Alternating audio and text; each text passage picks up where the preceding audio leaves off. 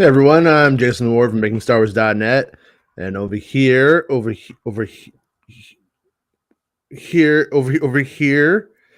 is Rob. I still got one foot in the food coma grave. You know what I mean? Yeah, Just had some made cottage pie and cookies, and man, just puffing right up. Remember that villain in Big Trouble in Little China? Like, yeah. Yeah. What is cottage pie? it's shepherd's pie, but with beef. What's shepherd's pie? No, I'm kidding. That's you're like some fancy It's British what the kid. I don't know. prequel scripts are made out of, my friend. Yeah, that makes sense. Yeah, so today we will do a couple of things. There's a couple of Boba Fett spots that dropped right before Christmas on Christmas that we didn't get to, and so I definitely want to hit that.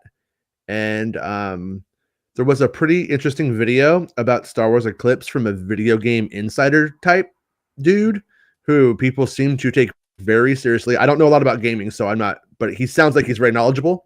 And the insight that he gives on Star Wars Eclipse is pretty fascinating, and I think it answers a hell of a lot of the questions that we've had about why is this a thing still, what's going on with it, and why is it the way that it is. And the other thing is, at the end of the show, if we have time, we will hit on the Star Wars ragtag video game stuff as well that we were covering on the last show with Rob, which was maybe last Thursday's show. Maybe I want to say we covered a bunch of the plot and we're breaking it down. I was gonna keep on going. I just got the greatest compliment of the year, and I think they snuck it right in before the 31st. What? You know. Rob, This? the funniest man on sub 100 viewer live shows, Mm-hmm. like that right there is the story of my career. Man, you're talented. How come no one knows you more? I'm like, fucking, I got no privilege, No, I don't even have that. I got this nifty sweater, Oh, by the way, my wife for Christmas, we don't get gifts, but I got her to make me a promise. She will make me the same dude sweater, but in Christmas colors for next year. Oh, nice. So I'm gonna get a green with the red and white. Yeah. So that's what I want. I want a green. That's why I want more than anything. She was like, Rob, you could have two things. One, you can ask that I never leave you, and I can't. Or I could make you a dude Christmas sweater, like dude Christmas sweater, because if I have that, you can't leave. Win-win. Force Jason, man. Always getting No, we're happy. When we're mad, I got a guest bedroom. I just sleep up there.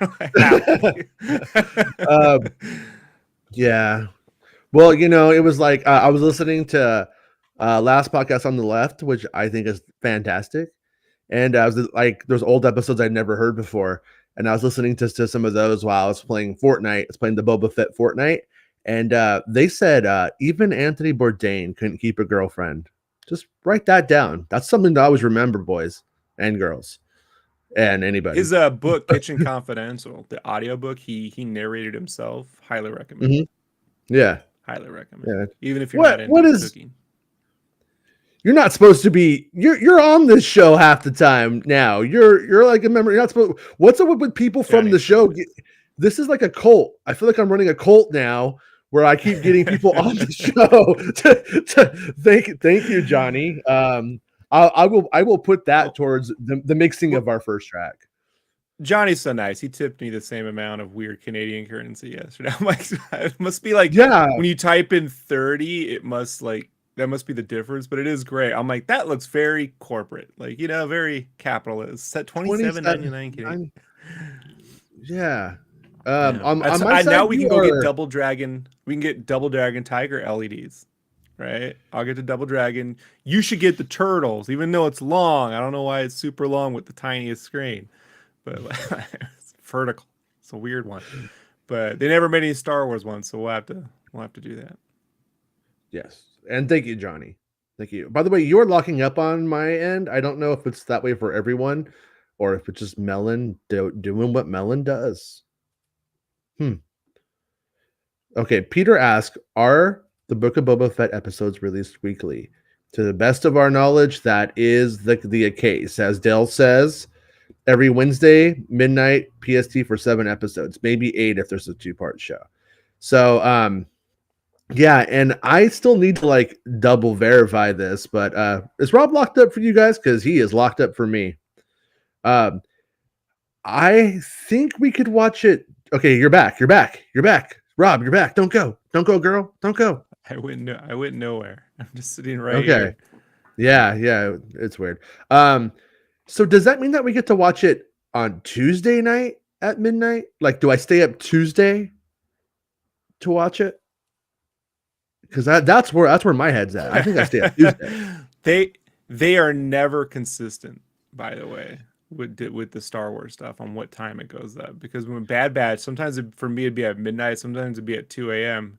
And you'd be like, "Have you watched it yet?" I'm like, "I'm waiting for this thing to be live." So like, I don't really know. So pro tip, even though I'm very much not being a pro, knowing if I need to stay up tomorrow or the next night. Let me exit and re-enter the show. Okay. Right? Just cool. So the pro tip, you guys, is have Disney Plus on your phone or your iPad or your tablet, whatever, as well as on your main thing, right? And they all operate on different servers. So at midnight or around 10 minutes before midnight, go first, just try on whatever you're going to watch on primarily. If it's not there, then try on an opposite device, and then you'll be able to find it, hit play 5 seconds of it, then go back to your main device that you want to watch it, and then choose resume. And that's how I get the show right at midnight every time, you know. And the Marvel shows started uploading or started going live sometimes up to 15 minutes before, because they knew that there was gonna be like a big influx and they didn't want to, I guess, overwhelm their servers and stuff. So hopefully that happens with Star Wars, you know. So anyways, yeah. We quit watching after 100 viewers. Yeah, maybe. It's all up to you, Chandler. I'm just poking. I love the show. I know you. We love you too, Chandler. We do, even though you have a fancy name. Max, I sent you the link. Did you not get it? I will send you that link again, though. Let me see. Yeah, Max, I said for 11 if you're free, and right above it is the link. Did you get that, or did you miss it? I'll send it again just in case. But sending it to Max again, unless I'm sending it to my other friend. No, that's Max Zando, not Max Palace. Wouldn't mind if Max Palace showed up though too. That'd be good. Double Max. Anyways, Max says Johnny in Turkey, they celebrated Christmas. They celebrated Christmas on New Year's. That's just called doubling up. I kind of appreciate that in a way. You know, just get it all out of the way. I'm not a big fan of having to do multiple holidays all at the same time, to be honest with you. But yeah, I resend it, Max. So if you get it, jump on and I'll throw you on the show, much to your detriment. Okay. So Rob is, I think, just straight up restarting his computer all the way.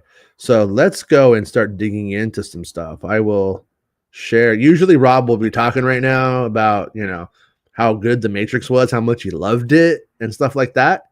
But I'm going to put on the Twitter video first.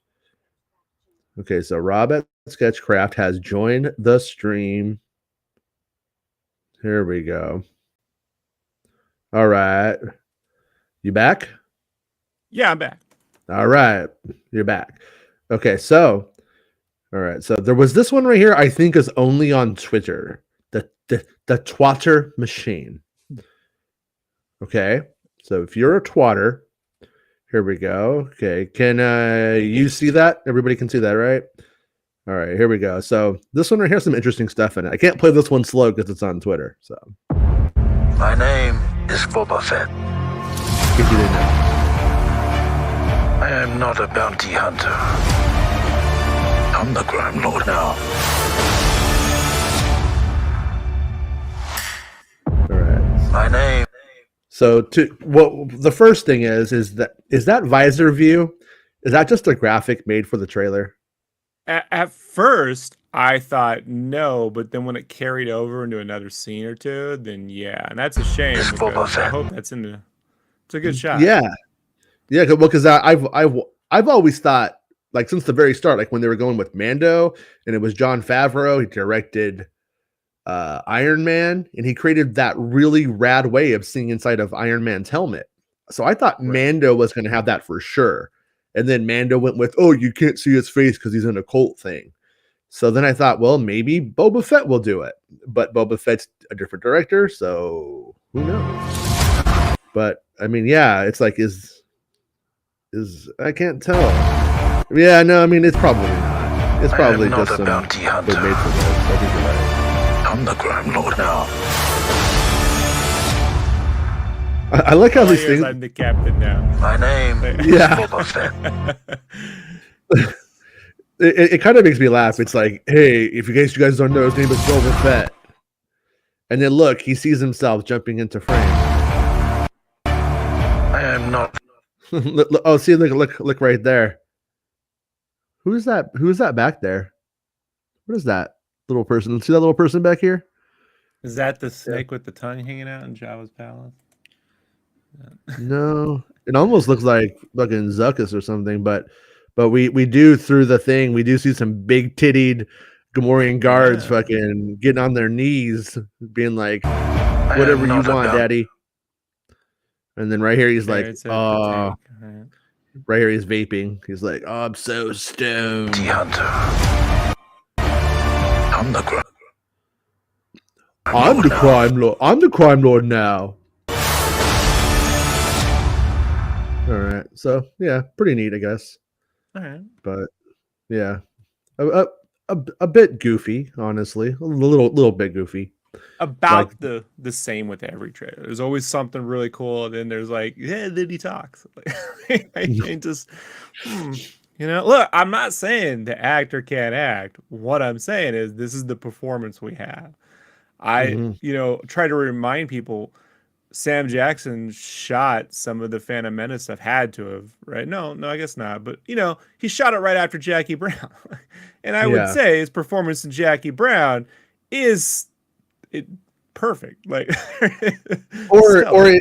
is this what happens? Like, if you took the first 15 minutes of the opening of the Mandalorian season 1, when you have the blue fish man and all of that shit, you know what I mean? And if you just try to make a whole marketing campaign out of the first 15 minutes, they might have dog shit to work with. And excellent. Is it still Christmas? It is Christmas week. Folks don't know how I see. Christmas starts for me on Christmas Eve and carries through to New Year's. So yeah. So you go and get Christmas for Raw for a whole week. That's how it works. You're able to leave the tree up until New Year's, and then after New Year's, now you are officially a lazy piece of shit who needs to put the Christmas tree away, and you should hate yourself, and the self-hate is deserved and justified. Well, that, and it can light your whole house on fire. Careful, it's incendiary waiting to happen. You know, Max, I don't know what to say, Max. I have sent it to you. Okay. All right. So Max is like, I need you to email me. All right. Wait. What? Great timing, Max. Not like we're in the yeah, Max. Well, I mean, like now's the perfect time to do that. Wow. Like you good. Kick Rob's ass. Good work, iPhone.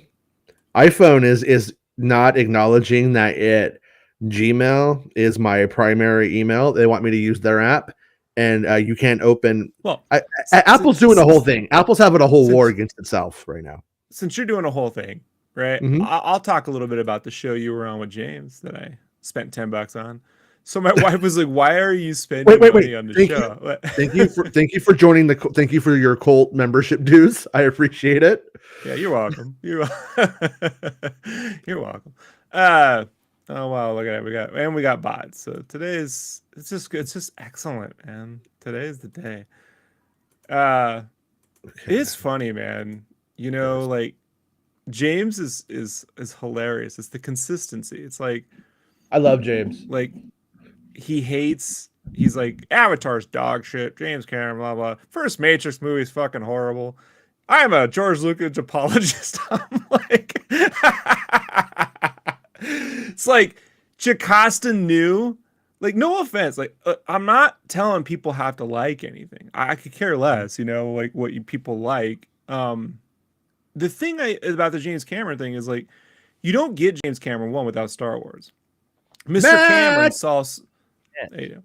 Mr. Cameron saw Star Wars and quit his trucking job, and his wife left him because he quit his trucking job. Moved to LA and slept on a couch and got working with Roger Corman Studios. Really quickly though, even James Cameron can't keep a girlfriend. Write that down, boys and girls. Yeah, well, let's be honest. It's tough, man. When when your wife's Gale Ann Hurd, but you're also cast. I'm brain farting Sarah Connor. Yeah. Names, he was married to Sarah. He was married to Sarah Connor, right? He was married to Gale Ann Hurd while he was dating. Nice. He left Gale Ann. No, it was a Gale Ann Hurd for Bigelow, and then Sarah Connor. Catherine Bigelow. Yeah, there was a Catherine Bigelow moment because he wrote Strange Days. I wrote Max a text, and it was, "Hello, Max. Welcome to the show." Yeah, so I think it might have been Gale Ann Hurd and Catherine Bigelow. I haven't gotten any of your text messages. Sorry. That's a communications disruption, which can mean only one thing: invasion. Taxes. So, but you're talking about a guy who wrote a line once in a film, right? That if robots can learn the value of human life, maybe we can too. If that's the only fucking thing that dude ever wrote, then that already puts you in the top whatever. But you get well, put her in charge. You get the best divorce and getting back together movie ever made, called The Abyss. Like the only person who ever decided to take on Kubrick and actually made a more entertaining film. I'm not saying it's cinematically better, but The Abyss has UAPs. You know what I mean? It's got that whole weird thing going on in 2001, and it's got a divorce story in it. So you get to Avatar, and it's just like you're talking about a dude who literally spent God knows how much of Fox's money telling everyone how fucking horrible corporations are. And then we should be fucking applauding that move, but we don't. We go, it's infringing on my science fiction territory. So I'm going to get tribalism here and I'm going to hate it. It's like, well, then hate it. But you can't say it's absolute dog shit. Absolute dog shit. No offense. I tried finishing The Matrix Resurrections. I got through 1 hour and I'm flabbergasted. I just watched therapy. Literally someone working out their personal therapy on a $150 million budget that looks like a $20 million Netflix series. And I don't know. It's like, I get we want to see Lana Wachowski be successful, but Lana Wachowski has to entertain people, not work things out for her. You're like, this is a business. You still have to entertain. I don't spend. I'll let Lana Wachowski entertain me for 2 hours. I'm not going to pay to entertain Lana Wachowski for 2 hours. Fuck that. That movie is trash. It really is. Visually speaking, navel gazing at its worst. Well, no, let's just talk about for a second the fight sequence on the train. That literally, I can show you 700 TikTok videos that have better choreography and more clear point of view. I don't know who. Obviously, Yuen Woo-ping is gone, so you don't get that. But whoever shot that, the worst parts of Christopher Nolan, I take back any complaints I ever had about Christopher Nolan's Batman fight scenes. That is way that it is. The cuts are weird. Everything feels like it was shaved 2 seconds before it should have. You can't tell what's going on. It's just so odd. So it's just weird to go from The Matrix to The Matrix Resurrections. It's just it's a long chain, man. So what movies were you watching? Were you watching The Matrix or The Matrix Resurrection? Because I remember y'all going back and forth about it. Okay. I didn't even know. When I talk about the Matrix right now, I'm just talking about the Matrix Resurrections. The original Matrix is a brilliant film, and when we got people going, I didn't hate. It's a brilliant science. It's a blend between American pop culture, Hong Kong cinema, and Japanese anime, specifically Ghost in the Shell. Like pretty. I think it's a brilliant loose adaptation of Neuromancer without any balls, and it was enough to exactly what Lucas did. It is, but he did it. We got your opinion, but he did it 3 times. But he did it 3 fucking times. I'm saying the first. No, he didn't. The third, Return of the Jedi is not. Let's just stop. Return of the Jedi is Return of the fucking Jedi, man. It's Return of the Jedi, and it's fantastic. Long ways away. I'm a Jedi like my father before me. Fuck yeah, because he's got the weird helmet hair.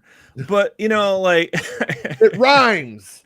The Matrix rhymes like my farts do when I do them in succession during a shit. Gross. But anytime you try to bring something new to the table, you want to go, okay, what is a relevant conversation? And if you're a fan of anime, which I assume the Wachowskis are still watching, right? Like, okay, what has been the biggest success in anime in the last 10 years? Attack on Titan, Sword Art Online. I think they've been playing Pokemon Go, because I had to go find where the movie was when I watched that shit because there wasn't one there. But we have Sword Art Online, we have VR. We have a problem in schools since, unfortunately, their movie that was co-opted with kids, shooting up schools. You have kids with violence, We have the YA thing, like in Hollywood, which is a weird genre that they even made one that fucking is weird. Still a better movie than this one. There's so many like topical things you can do that to make a movie, it's just so weird, man. Like, yeah, I just feel like if you're gonna make a movie where the Matrix happened, like actually like make it a video game, and like they're like, well, it is a video game. It's not a video. You never see the game. It's just see Keanu Reeves walking around. Fucking weird. Weird, man. But here we get to this. Now we get to the Boba Fett. And I'll say, like, going back, I spent my days off going back and rewatching the promos for The Mandalorian, right? Mm-hmm. The first season. Mm-hmm. And looking at the footage. And a lot of the stuff that I've been like, looks kind of TV-ish is fairly consistent for what we've already seen from even the Mando. So like, I'm gonna hold off on my comments on cinematography for now and do one-off lines, because you're right. If this is the first 10-15 minutes of the first episode, then man, that's all we got. Like if you do the same to the first episode. Now, I will say this about the first episode of Mando. The setting, the snowy, like outpost where the guy gets trapped in the door, still more cinematically fun than a desert. We all know this, but the desert shot has that cool city shot. And I missed your 2-hour conversation though on that last promo. The Naboo bike with the 7 million side view mirrors. Don't worry. We'll let you. We'll get your 2 cents on that one. Here we go. Yeah.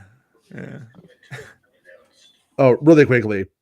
When this one starts, it I think confirms that if that's not Pedro Pascal's voice, it is the voice modulator on the side of the Ithorian's face. Are we supposed to be watching something right now? Are you not seeing it? It's frozen. Yeah. It's frozen? Yeah, I can't see that. Fucking melon. I swear to God. All right, hold on. So I'll just talk about James Cameron again for a minute. Like, okay, here. The dude's still doing the Lucas thing. Here we go. All right. Jabba the Hutt. Okay, here's the one you didn't see. We'll go back to the other one, okay? Once sat upon that throne.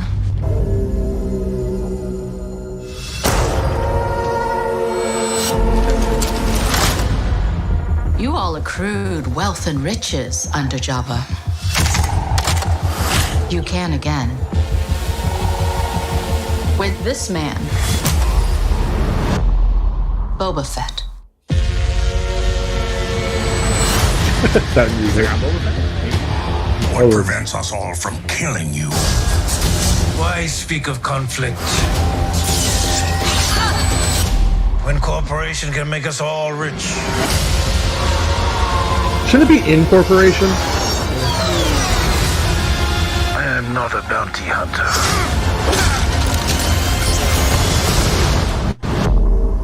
I'm the crime lord now. The Book of Boba Fett, streaming December 29th on Disney+. Hot.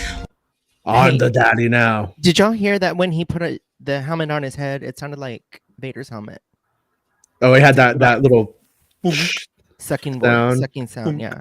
Yeah. Back when they cared about sound design.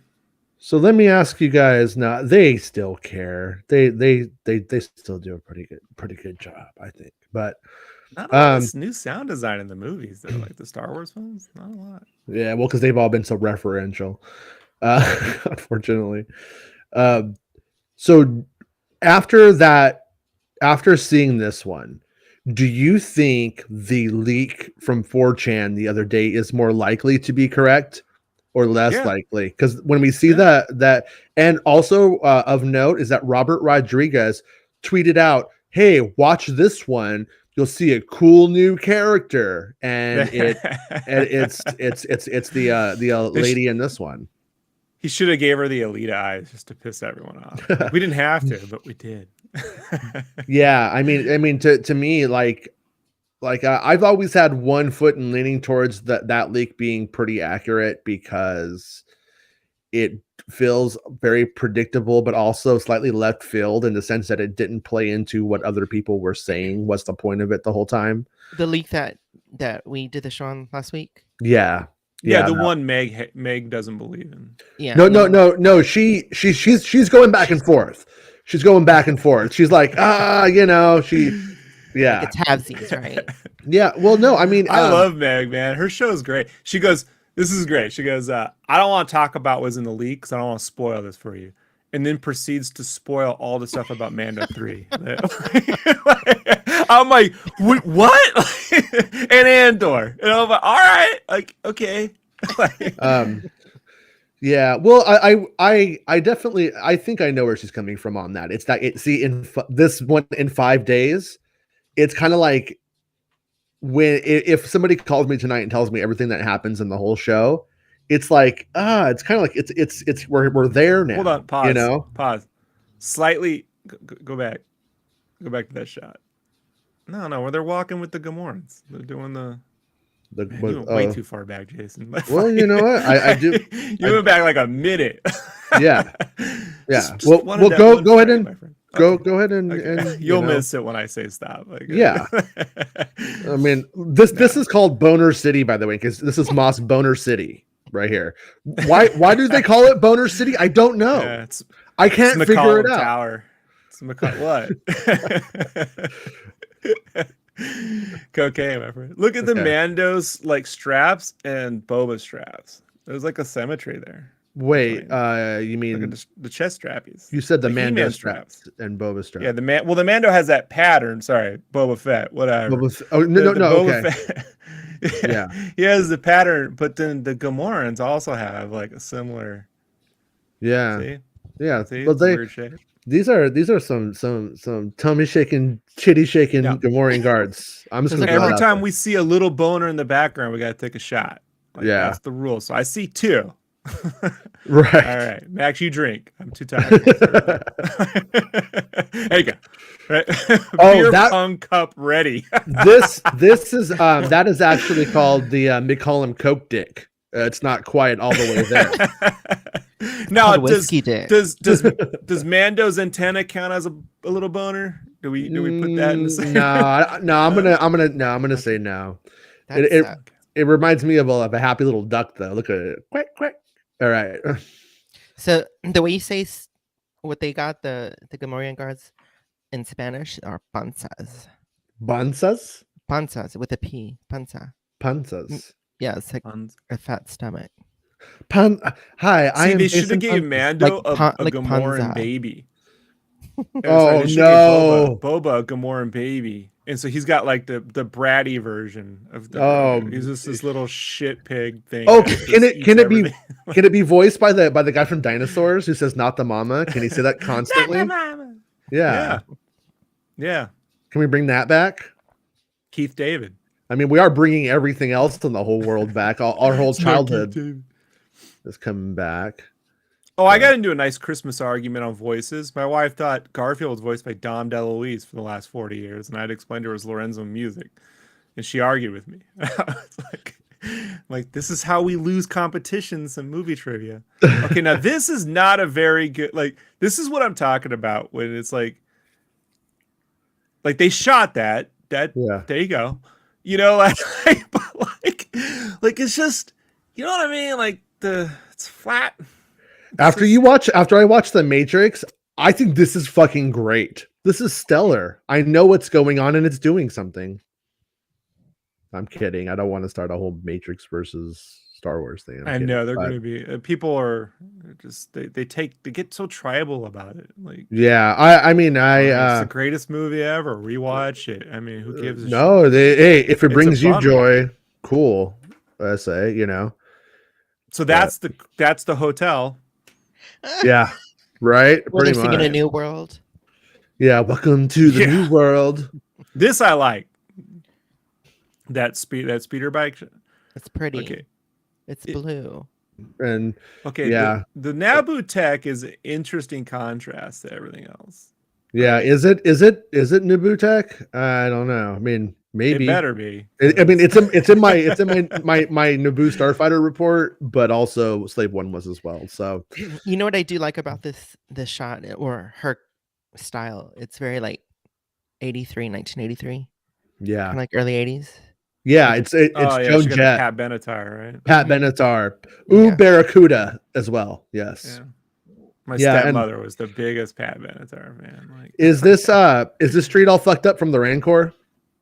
Is the big question we were asking last week. Hey, remember when Joan Jett was in Highlander, the TV show, for an episode or two? She was like, no, I don't remember anything about it. Just that it wasn't the real Highlander. She had similar. Hey, I like Duncan MacLeod. I would watch it for the Queen opening, and then I would turn it off usually. A decent show for its time.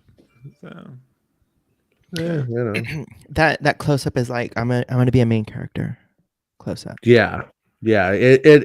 It's two things. It's either I'm going to be a main character close up, or the director has a boner for the actor. One of the two, maybe both. Maybe even both. The fandom has a boner for her, that's for sure. They won't stop having boners for her since this came out. Skag? It was Slag. It's a weird name.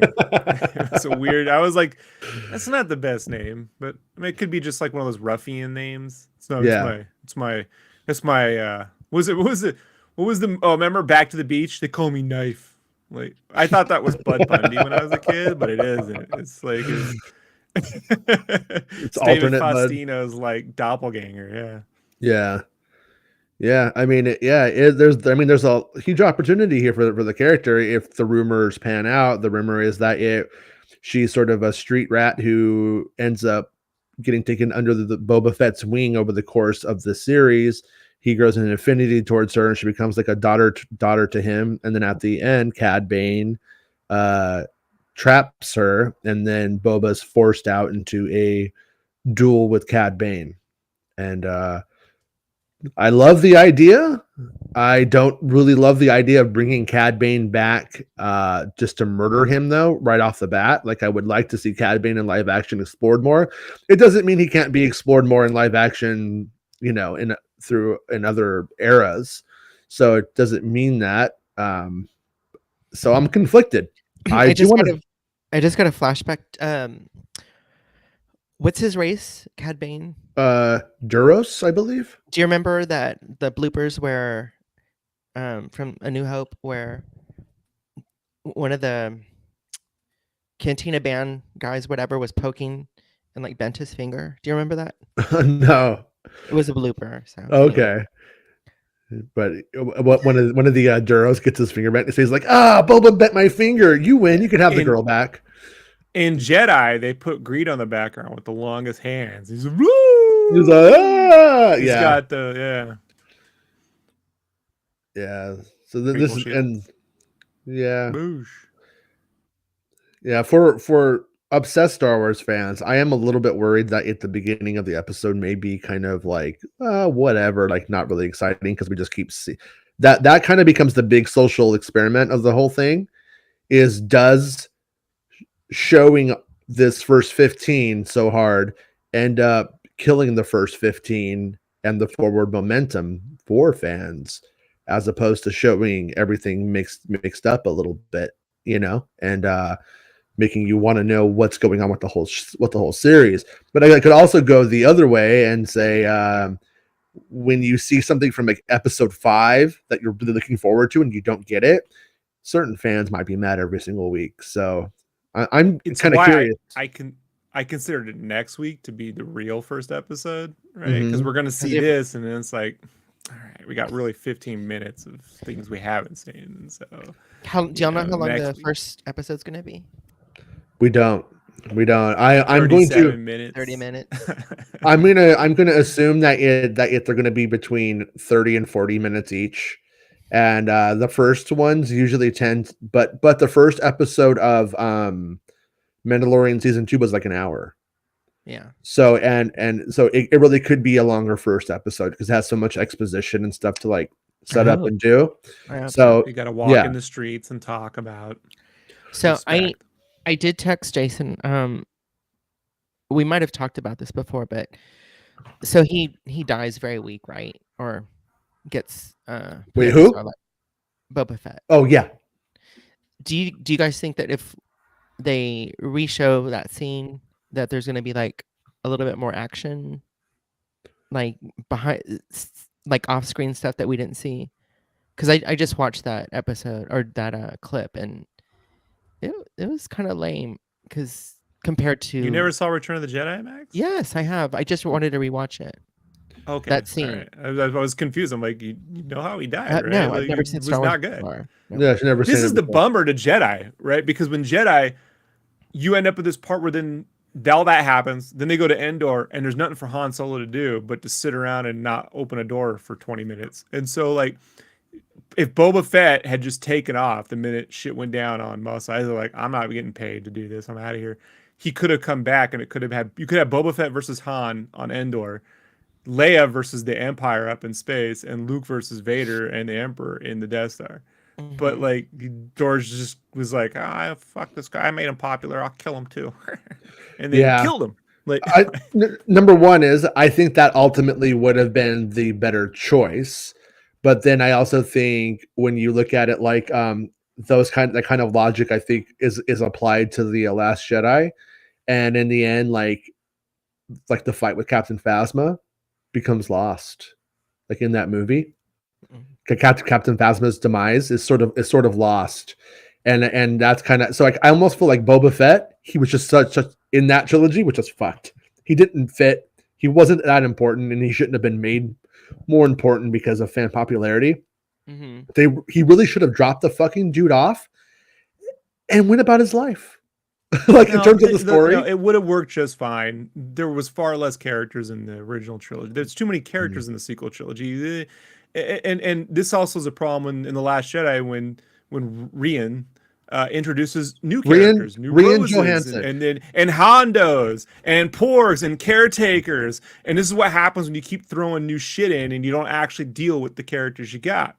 Oh, I'm it gets not lost because there's a bunch of other and that scene with what's her face with BB-8 and DJ is there. The DJ character is doing the thing when they're having that moment at the same time. So all these things are happening at the same time. So it's not that they got lost for a lot of different reasons, not because she was there and looked cool and wasn't utilized properly. Yeah, but you can't levy porgs and caretakers and then go like, oh, the opening of Return of the Jedi. Opening of Return of the Jedi has 15,000 of those. The porgs aren't just a one-off; they're a consistent thing for like a 7-minute sequence. For their background, one. Yeah, they're not in the back; they're all over the fucking place. Like it's just. I'm just trying to tell you, there's a lot of new things going on, and then in the sequence of killing Snoke, man, we're gonna do this. Like you're right. It was perfect. So like, No, Boba Fett should have just, he should just thrown himself in that pit. Fuck it, I'm out of here. I think the big takeaway on the Star Wars films is like George Lucas always wanted to know how much can you have going on at once, how much can you stuff like that. The truth is, I see the Star Wars movies effectively working like a cone. And you can make them very bottom heavy with all of these things, but it needs to slowly come up to one central idea, which is why Empire and A New Hope like works so well. I mean, when you see how everything falls off and goes, but when you have 4 things going at once, Return of the Jedi, Last Jedi, like all of them that have any kind of structural flaws, it is that this was 4 things at once doesn't work. One thing at the end needs to happen primarily, and it needs to get there. This was the argument, but this was the argument internally at Marvel Studios with Civil War, that rather than escalating at the end like they tend to do, they wanted to pare away. And Cameron does it in Avatar brilliantly, where he sets up this big battle, but at the end it pairs and pairs to when it really just comes down to the 3 main characters and the human dude's taken out of it. So then it comes down to Neytiri and the dude in the Stephen Lane in the mech, and there's a ticking timer because homeboy's gonna die. Right? Like that's it. That whether you like the movie or not, that sort of thing is very complicated to set up, and put together in a cohesive manner. And if it were easy, Lucas wouldn't be on that episode 1 thing going, stylistically, it's was intended we can diminish the effect. We can diminish the effects stylistically. Yeah. And so I just wonder, not with this. I mean, you were absolutely right in that we have been obsessing over the first 10 minutes for whatever, because they don't want to spoil. Man, if the big spoiler is it's Crimson Dawn, my wife's gonna be like, "Who's that?" My wife does not remember Solo. Like, just letting you know. Yeah, and we got the cups, right? She likes the cups, but she doesn't remember that stuff. Well, but what I'm gonna say is, like, if you want to look at it completely through an idiotic corporatist lens, and it's like the whole idea is, I don't think that your Disney consumer who doesn't know shit about Star Wars is going to make the connection that it's Crimson Dawn. They're going to make the connection between the actor. If that's what it ends up being, that's what your when I say fan, I mean like your Star Wars consumer, but that isn't obsessed. They're going to go, oh, it's the Khaleesi. I like her. Like that's kind of like, I think what they're going for. I could be wrong, but that's, it's like, why else would they have cast her in the first place? Right, but they're not gonna go, oh man, the Dawn. Like, I don't see. Wait, are you telling me that your wife's not gonna go, oh wait, the Dawn? Like in the comic book? And it's like, well, why is your wife? Because she's like the normal the average fan that likes Star Wars, willing to see it in a theater, gets excited, watches the movies, and then just routinely forgets about it until the next one comes up, Yeah. Like or what if she says, that's all I have. I remember her. You don't think she'll say that? She won't. She can't tell. She's not gonna remember. And for whatever reason with Solo, I don't. It's a lot of reasons with that movie. It's not bad. It's just that the characters don't have enough to do individually, I think, to make moments where you remember indelibly. Like that character was like Princess Leia, big deal in A New Hope, right? Like Khaleesi in Solo. Well, I watched it again recently. Like after the rumors of this came out, I watched it again to make sure that my opinions and my stuff were current. You know what I mean? I wasn't dealing with memory. I was dealing with the actual piece of art. It would help. It might help, but but when I did one like, I don't know, when I critique or observation that I have of it is they continually keep Kira as a mystery. You don't really know what her deal is the whole time. Right. So it makes it hard to remember her because everything that she does is shrouded in ambiguity. Then with Solo himself, he's always sort of he's a big dumb idiot, but he's never like, he's still like he's not the boss, and he's not really like able to. He's always kind of like sidelined by not being the dominant person, if you will. So you don't ever get to go like he's an avatar for me. And so what you end up with is, I still think it's a good movie. It's not bad, but the critique of the movie itself is that like it's really hard to figure out who you are rooting for, who is the actual like avatar for the audience, because it's not actually Solo. We're actually watching him being a dummy a lot. And I feel like it has a lot to do with the praise of Solo himself throughout the years. Like it's hard to like he's like everybody loves him. So, but we don't really get to go with him. You know, does that make sense? I don't know if I'm articulating this well, but yeah, that was kind of like, it's not, it's like when you watch, I bring it back to Smoking the Bandit. You know, when you watch Burt Reynolds wake up, you know, like get in his car, go meet Lou Reed, and you're spending time with Lou Reed's kids and his wife, you know what I mean? And then they have that little conversation, and then they get going. Like you bond with those characters, you know. Like when you see Burt Reynolds at it's at that race where the guy puts him up to the deal, you know. Like you wake him up, he laughs. Like Solo doesn't have that. He doesn't have that. Like that's where I keep going back. Like that's the thing that's missing from that film. It feels like we're setting it up for later. Yeah. You know? That's what I think. I think that was their intention. Yeah, but don't do that. We're here now. What? Like it didn't work. Like that setting it up for later. It's like we're here now. Now's the time to do it. Like do the thing. Like give it to me. You know, like so we're here for this. I bought the $20 cup. Yeah, by the way, the laminate's peeling off now, and I took the best care of it. So cheap cups. No, that is definitely my critique of most Star Wars is it's always setting up what's next. It's like a treadmill of consumerism, and it rarely lives in the moment. You know, it's the equivalent of the person on their phone who's not living in the moment. It's always about what's next. You know what I mean? Getting to the next thing. And I don't really care necessarily what it's setting up all the time. That's always good when stuff is being set up, but I want to know. Vast tech. Yeah, let's not. So, but actually, I'm going to be a shelf about Solo. I don't really have very much. Yeah, by all means. Critique about Solo. Yeah. No, I would even say you do that now. Like you just mean like in general. Like, I thought you meant now. Like okay, shelf. Oh, no, yeah. I said a shelf in general. A shelf. Shelf. I'd like to fuck. A shill I liked about. I feel no. I would say I love the movie. You know, I'm just not going to pretend like everything's perfect. You know what I mean? Or what could have been better or what went wrong. On a side note, John Kasdan confirmed that he wanted to put Boba Fett in it. He wanted Boba Fett to be a part of it and was told he's off limits because we're doing another thing with him when he was making when he was writing it. Put them together, man. Like, well, you know, just but that was the plan. That was the plan. Yeah, it was supposed to be these two movies were going to come out, and then they were going to culminate in a third movie. They were going to Avengers the shit out of it, and they didn't.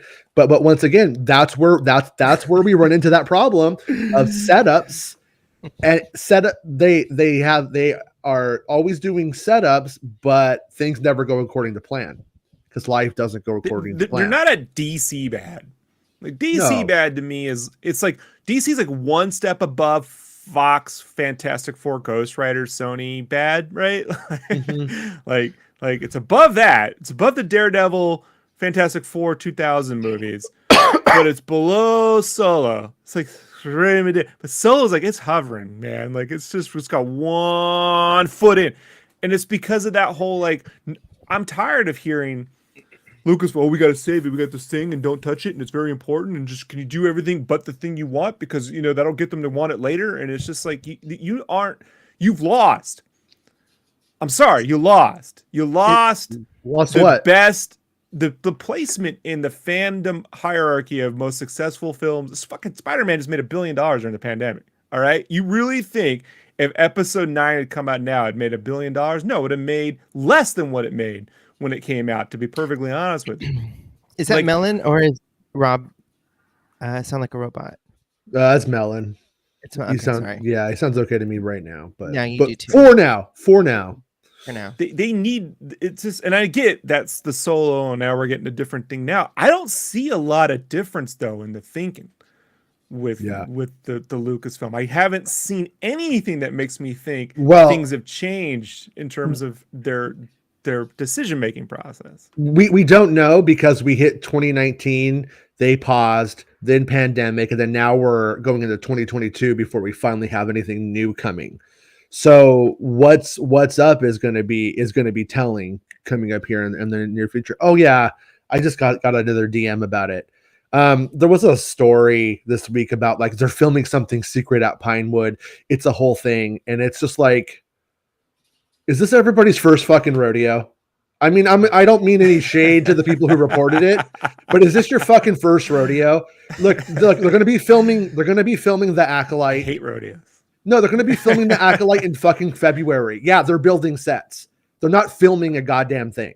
They are building sets, and it's like I don't know if does everybody continue just collectively become more stupid together at the same time? Yes, or is it a grift? Let's all become more stupid so we can report that there's something secret being filmed. There's nothing fucking secret being filmed. They are building sets for Acolyte as we knew they would be doing for fucking months. I mean, it's kind of frustrating. Newt Gunray is going to make a surprise appearance in the Book of Boba Fett. I asked. You can't tell that he's dead, isn't he? Yeah, he's dead. Yeah. I texted a friend who at Pinewood, and I was like, "Is this as stupid as it seems?" And he wrote something like, "Right, fuck, oh yes." No, see, they transfer Newt's consciousness into a speeder bike, and he's going to be Newt Rider, right? Like it's going to be a Newt Rider. It's gonna be a personality in the speeder bike, and it's in Skag's speeder bike. She's got Newt Rider. I like that. And he still talks like this. And it's really offensive. Like, that's how he fucking talks. What do you want me to do? If I can't do the Star Wars voice without being a racist, then it's a problem. Who said you're a racist? Nobody did. That laugh. You are, dude. You know, on this show, you will not imitate Nemodians in a comical way. They are a race of people, and they're not to be made light of. You piece of shit. We have nothing new to report. Just to backtail on what you were saying, there's nothing to report to report. Like, all right, man. You know what I fucking hate, dude, is when people are like, magnetize. They're not a joke. Okay, here we go. I was thinking Mitchell versus the Machines when they magnetized the car. Good movie. By the way, hold on. Okay. Just watch Mitchell versus the Machines live. Have you seen it? No. I showed my wife the movie. I watched it when it went on Netflix like last summer. But have you seen it yet? No, I haven't seen it yet. Okay, they didn't direct it, but yet another reason why they should have just let the Russos do whatever with Solo. Like just letting you know. Okay, it's fantastic. Yeah, no, I'm totally on board with letting the directors of these things do whatever the fuck they want, and then living with the ramifications of it. If you're really tired of that Pixar-y human look that Disney just co-opted, and now Pixar's moving on to the Ghibli look, you know, the Miyazaki style. But if you're really tired of that corporate, go watch Mitchell versus the Machines. Okay, you're not getting that there. I'll check it out. Okay, so this one right now, if it plays this time, I think I just messed it up last time. But anyways, the Ithorian has his little talk box thing, his voice decoder, and that's like hammerheads. And that's who people you like or you don't like them. I love hammerheads. Yeah, I love hammerheads too. I do. I mean, it's one of those Star Wars designs. I'm like, you just can't. It's a hammerhead. Yeah, you just can't. It just looks cool. It shouldn't. It should be as dumb as like, what's that one creature in Jabba's palace that has the long face that, you know, it's like this long. I have my hammerhead. Oh, nice. they're just so recognizable. Yeah. These are my dolls, not action figures. They're dolls. The hammerheads are my original Boba Fett. Just sit in the background. I want a whole thing with that. I liked him.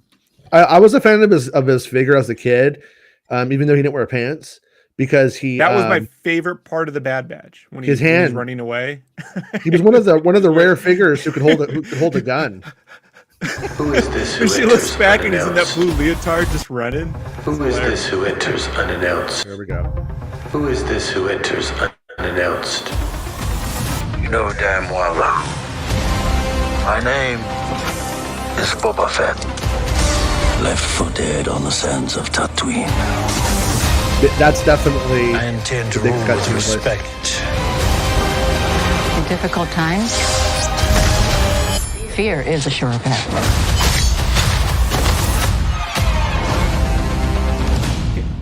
Can we talk about how hot Protocol droids' armor must get in the Tatooine sun?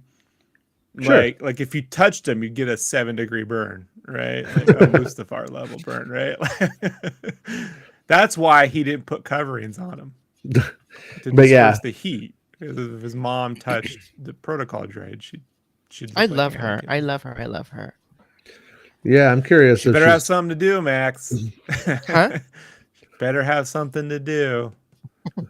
Yeah, I'm hoping that she's some kind of cast member. That's one of the things that I'm always afraid of in these kind of shows, is they oftentimes, like Dave Filoni is pretty classic for, especially with Clone Wars, for introducing new interesting characters and then murdering them in that story, because there's almost this thought block on that if they can't exist later on in some other storyline, so they must die.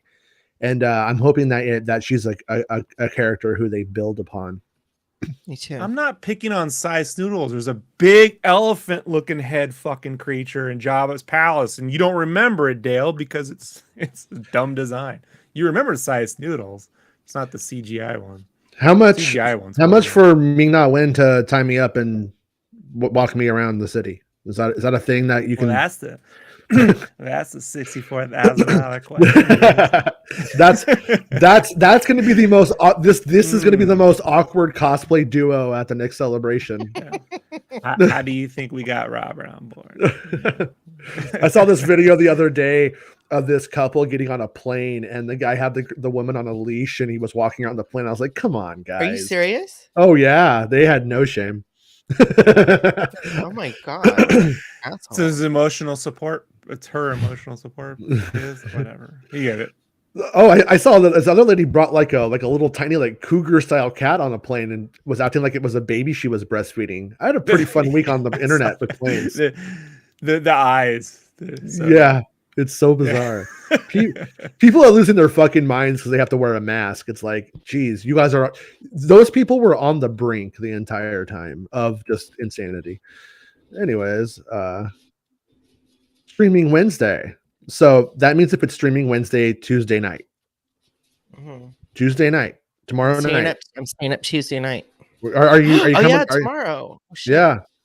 So that's it's no longer Saturday. That's poop exciting. Oh, yeah, it's going to be a good time. There we go. Okay, so right here we can see this is the Cammy and Fixer shot from before. We will see them. We will see when Boba throws the guy. When you watch the original Biggs and Cammy scenes, there's two lame guys playing like air hockey in the background of the Biggs cutscenes, and you see Boba throw somebody through that table, which it confirms that. I was already very convinced, but now it is. Yeah, he looks really intense. So right here, boom, boosh. I'm having some battle of Endor flashbacks when I see that. By the way, in a second, we see his Tusken homies showing up.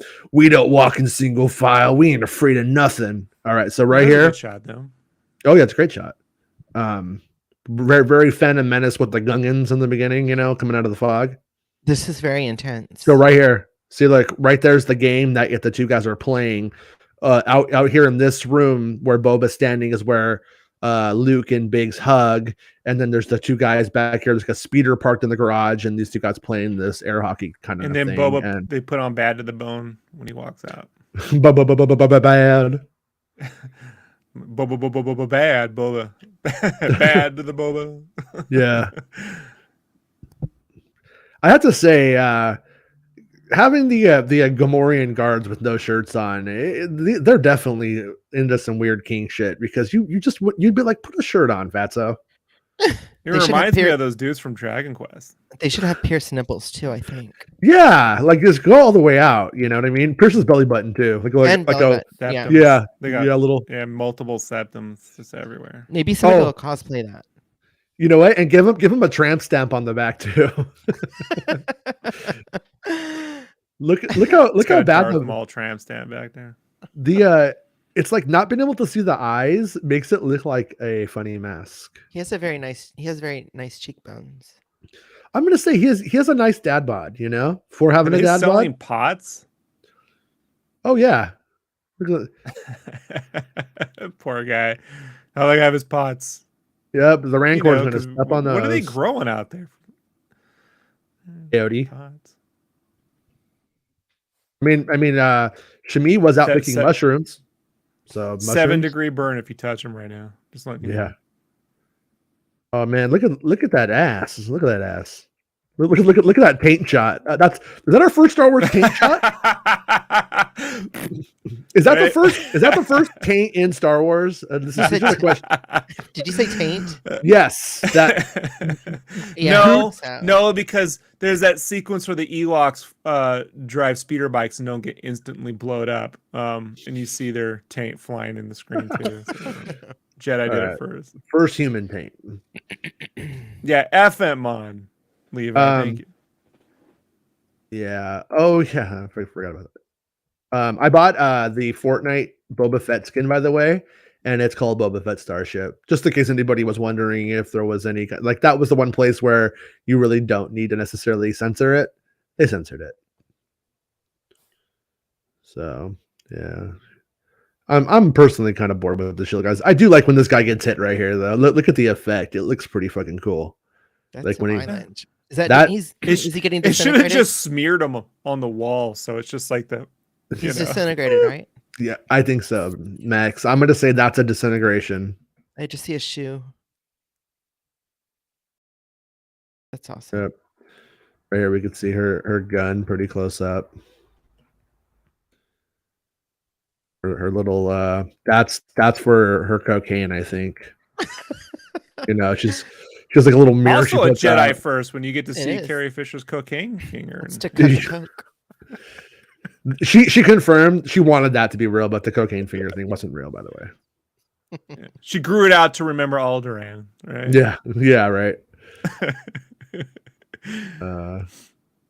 Right here we have the helmet full of coins before the fight.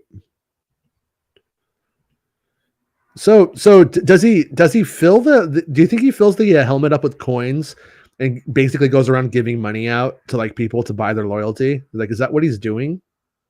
No, really? I don't know. No, I'm curious. I mean, why does Boba Fett have?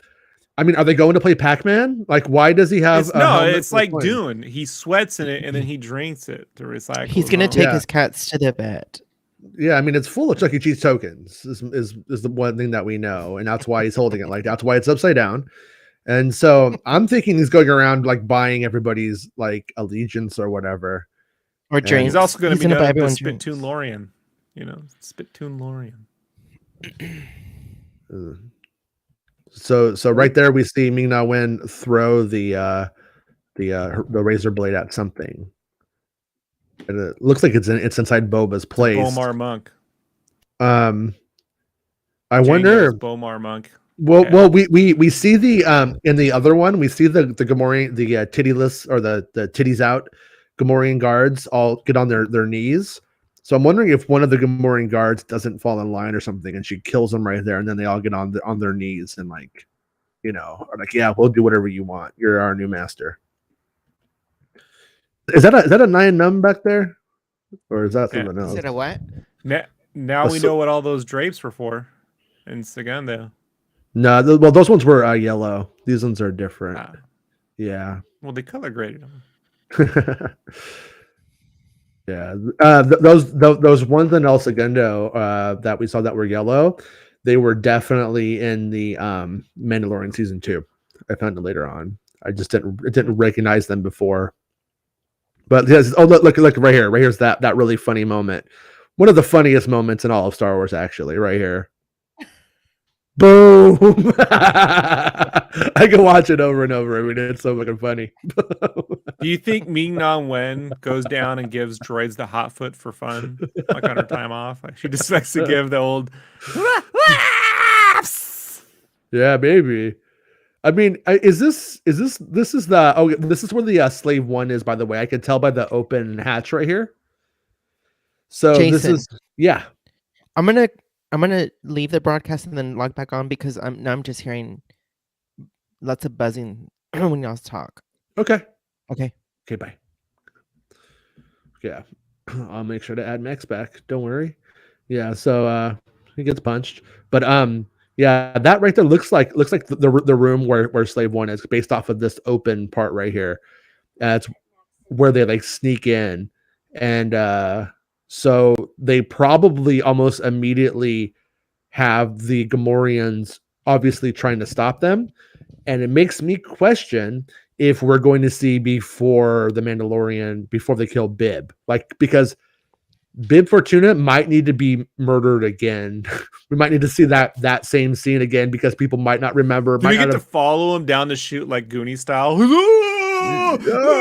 going around and then he flops, and then there's like a little Rancor, right? Yeah, like a little one.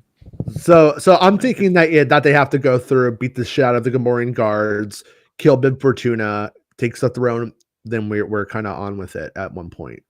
I mean, that's just a guess because most people didn't watch the end credits and see it. And honestly, if it wasn't Star Wars, I always watch the end credits to see like what was what and who did what. If it wasn't, I would have turned it off. I would never have noticed. That's true. How many Marvel movies are we in now? Close to 30, right? 15. When I went to go see Spider-Man, people were still leaving when the credits started. I'm like, you know, everyone here knows. What are you doing?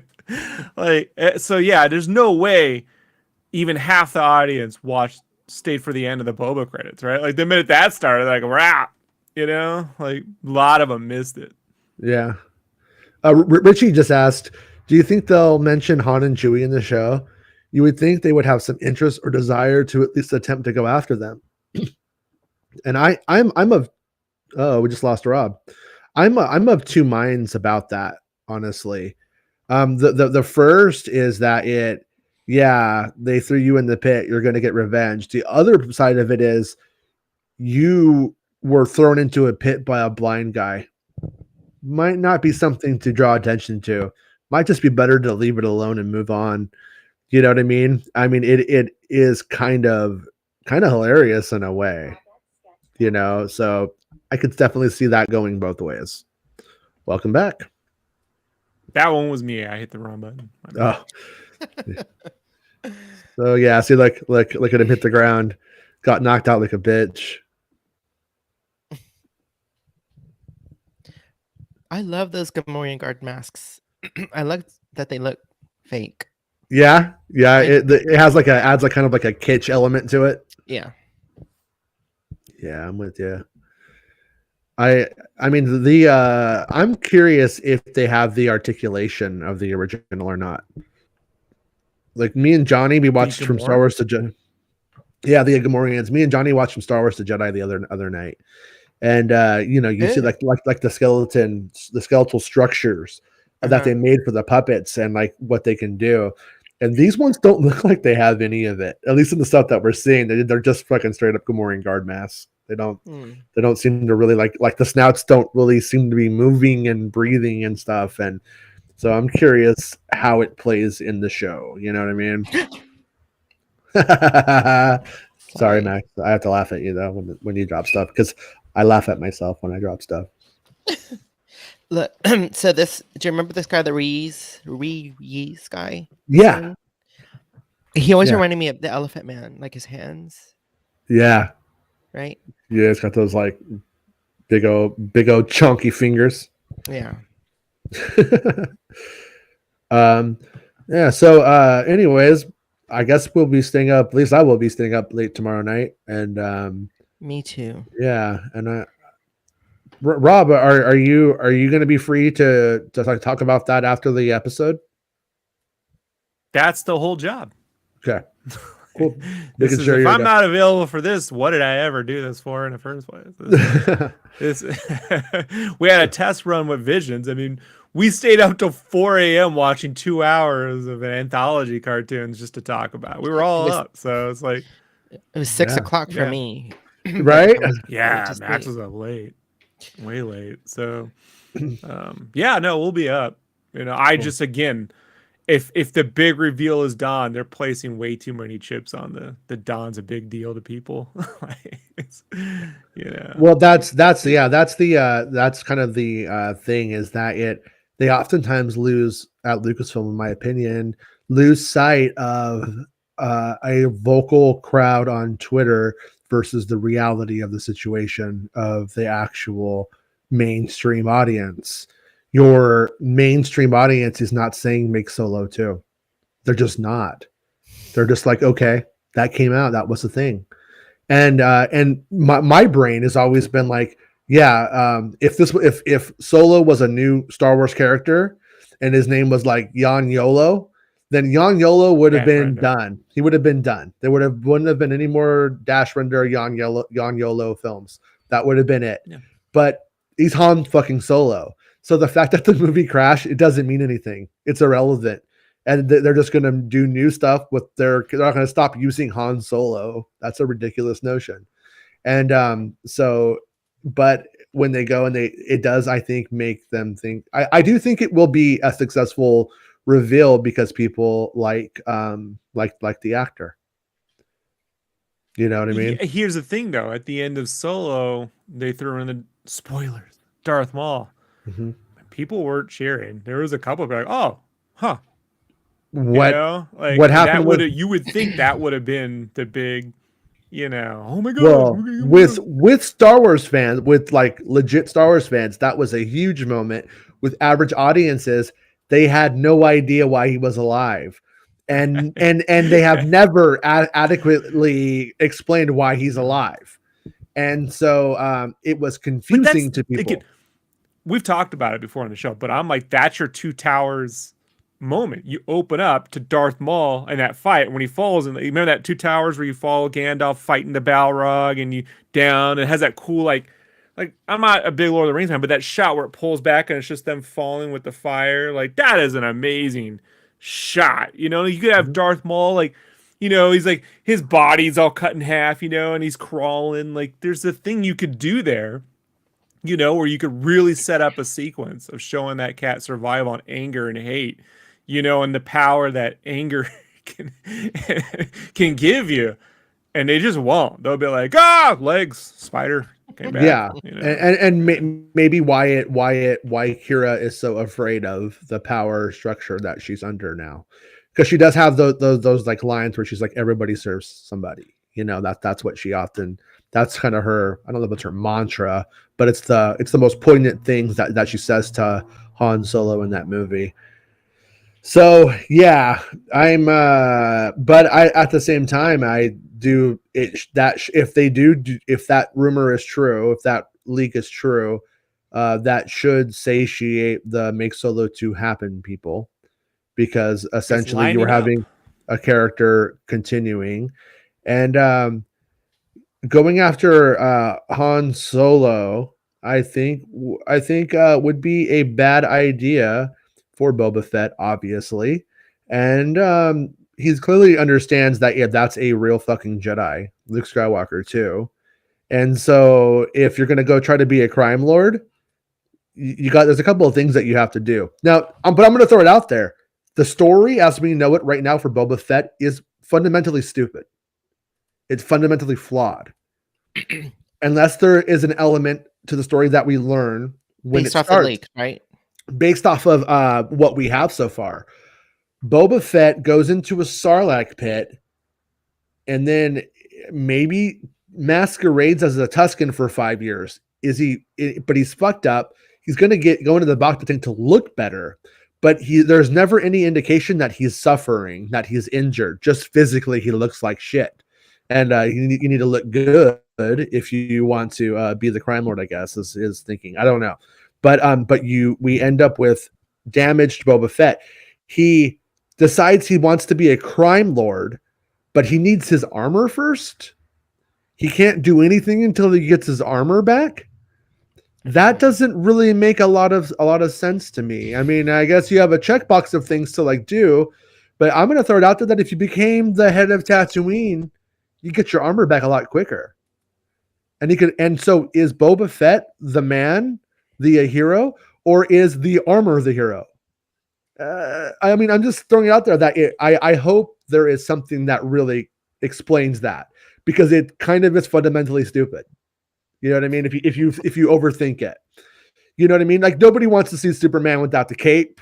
You know what I mean? Nobody wants to see Iron Man without the suit necessarily doing Iron Man shit, like in the heroic sense. So we do want him in the armor becoming that guy. We want those things, but what does the story say? You know what I mean? And does this end up affecting what the story needs or not? Is my question. I don't think it will matter, but there's no denying that it's kind of stupid, you know, for what it is. Yeah, but we're past that now, because that's how they wrote the Mando, right? With Cobb Vanth and all that stuff. Like, it's the way all of it was put together. I mean, yeah. Had someone been like, "Hey, he's been running Tatooine the whole time in his human form," you know what I mean? And he doesn't have the armor because he rejected that shit, you know. Now he is his own person, you know. And then maybe putting the armor back on was a way of like, you know, I'm gonna go put the armor back on to kill that Mace Windu, you know, who killed my father. You know, that might be something. Or I'm gonna put the armor back on to go take out all these Imperials who like killed all my my uncles, my clone uncles. That'd be something. Yeah. But that would be very westerny. Put the spurs back on. But it's like he's putting on the armor because he's got to put on the armor to be Boba Fett.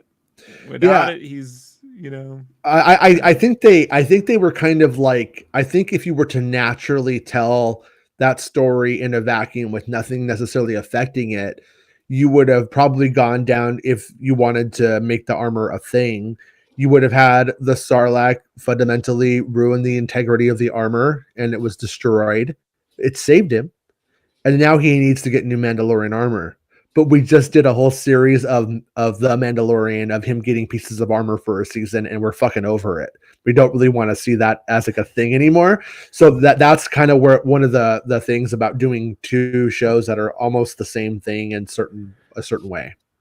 Someone had tweeted out, and I retweeted because it was funny, that Die Hard is a Metroidvania movie because he loses all of his gear and has to like get a piece to explore a new part of the building, right? To unlock more of the building and defeat the final boss. And I submit to you that in that respect, Boba Fett is a little bit of a Metroidvania, where he's lost all the armor and he's pieced it back one by one, and now he can unlock more of Tatooine to explore. And Rob, when I'm looking at you, I see Annette Funicello behind you. Oh yeah. She's great. Yeah, no, I mean, like we see Boba without the helmet on, fucking shit up. Why did he need his armor to go kick Bib Fortuna's ass? Respect, because he had to ska. I gotta be honest with you. What? Bib Fortuna is he's pretty superficial, and if I don't have my suit on, he won't know it's me killing him. I mean, you know. Yeah. But I mean, like I said, it doesn't really matter. It's as stupid as when they don't notice that Clark Kent's Superman. It really is that kind of stupid thing. It's funny, but it doesn't really matter when you get on with the story, you know. But same, Jason. What gives? But yeah. Anyways, let's look at the other mystery of the week. I'm going to start this video after the allegations, because I feel like we've all gone over the allegations quite a bit with Quantic Dream. But this guy, Tom Henderson, this video game dude, his information lined up with my buddy Bestman Bulletins, and on their own.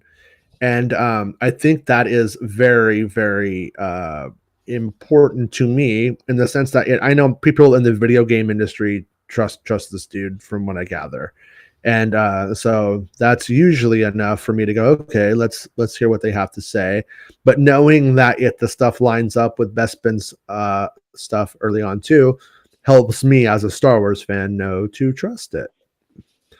And but basically, yeah, this video about Quantic Dream and what's his name, David Cage as Jason Stryker. I can tell you that David Cage is not his real name.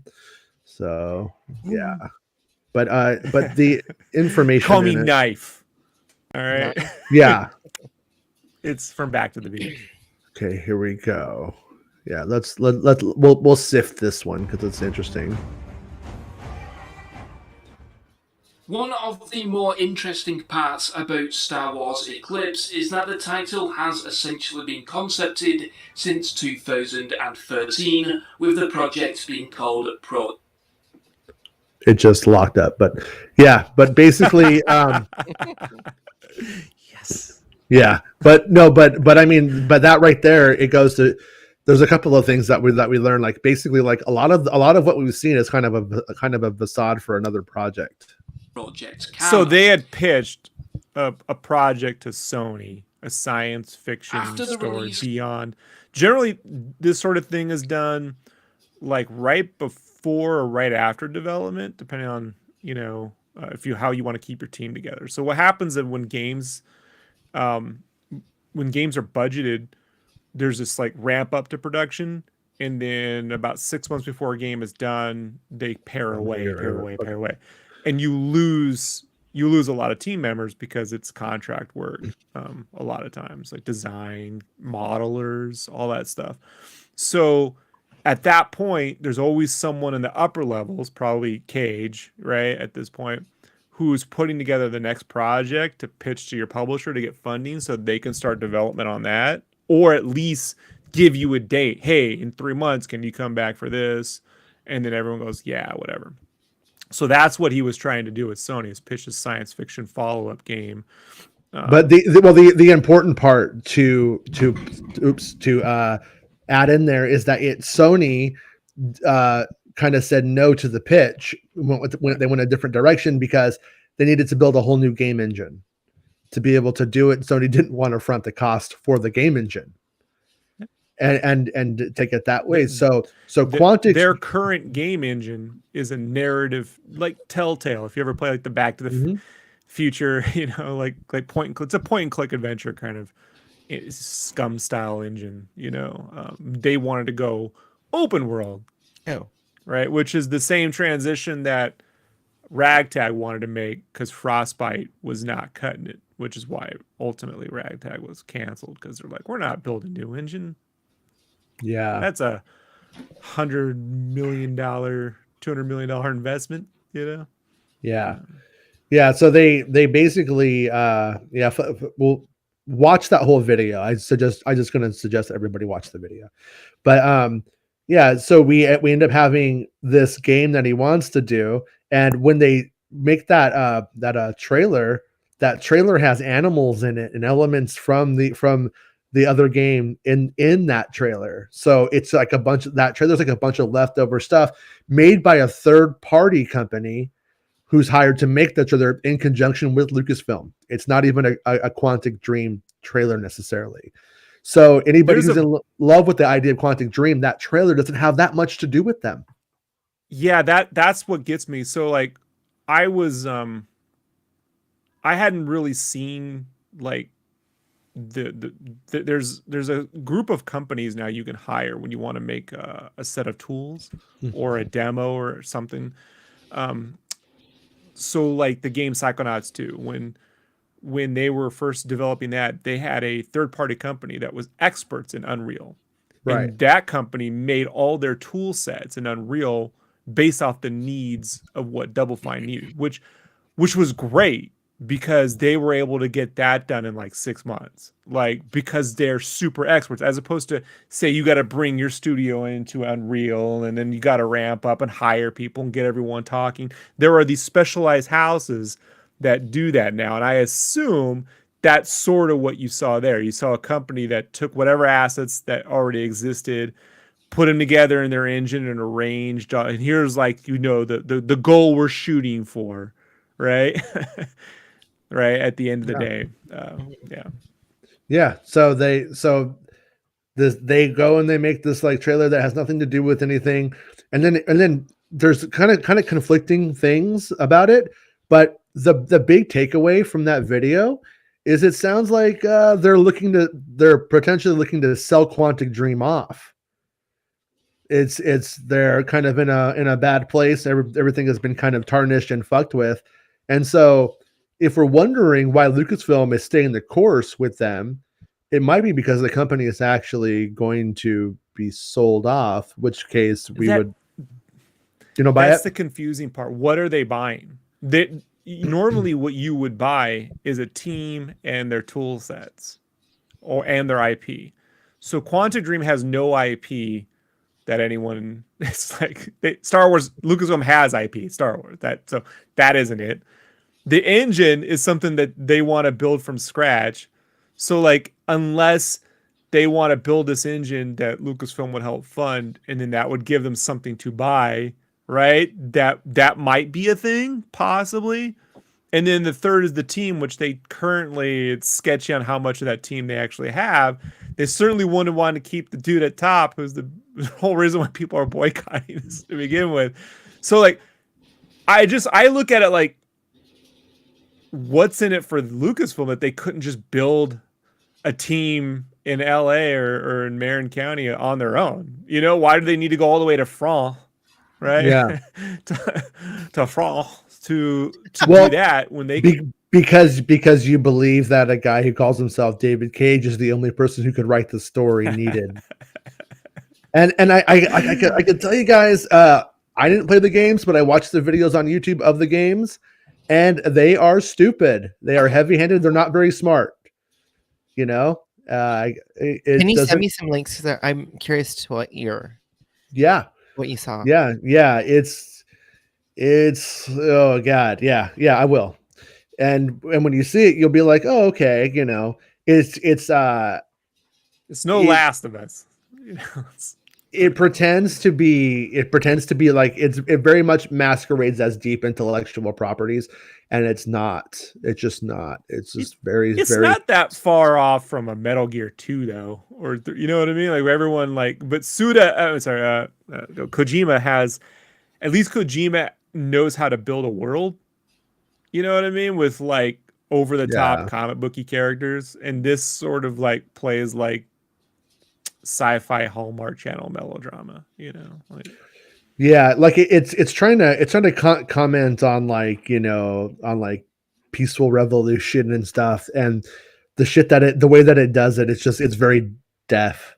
You know what I mean? It's just it doesn't know what it's doing. It's punching above its pay grade half the time, and but anyways, just I'll send it to you, Max, and then you could let me know if you think that person would make a good Star Wars property. I mean, one of the big clips of it too, though, is it looks like they kind of like copied it. It looks like Daisy Ridley fighting people with lightsabers in one of the clips from one of the games, and I was like, I wonder if that's how he got the gig.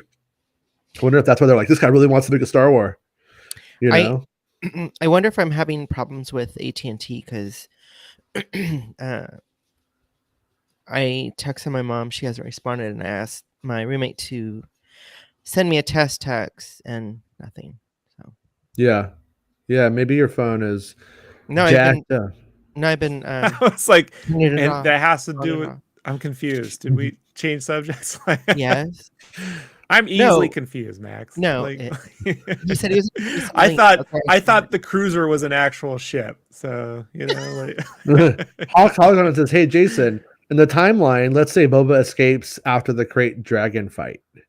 how long is that in the Sarlacc? I mean, years, right? Yeah, I don't think it's years. I think he goes into the Sarlacc in Return of the Jedi, and then I think he comes out maybe in days, if not almost immediately after. The Sarlacc blows up into the skiff blows up into the Sarlacc, and that might actually have killed it. They could actually do that if they wanted to. I think he comes out of it though massively injured, and I think the Tusken Raiders most likely take him in, and he lives amongst them while he recuperates. I think what if that's he busts out of the Sarlacc's ass. You pretty much right through the right. It's like on like how Bugs Bunny comes out in China, straight down on the other side of Tatooine. But Sarlacc goes straight through to the other side. Yeah, think about it. Like right here, you have the Sarlacc mouth. The other side is the Sarlacc ass, and it's just like shitting out Mandalorian armor and stuff. But no, so I think he gets out, and then I think he like recuperates with them for a long time. And but I'm not exactly sure like how that makes a lot of sense. Like for 5 years he's like limping around or something, and then all of a sudden now he is like, I'm ready to go get my armor back. Like I'm not sure. I think we might have to just roll with that story if that's what it is. Because I mean, I could buy that he was injured and that like Tusken shamans like giving him mushrooms and he's tripping out and he's seeing his dad and it's him. I am my dad. What is this, man? What is this? And he's tripping out in the desert, and then he decides, eventually comes. I made a moisture farmer peyote. Yeah. Peyote. Peyote. Yeah. Do y'all prefer the original Sarlacc or the 97 Sarlacc?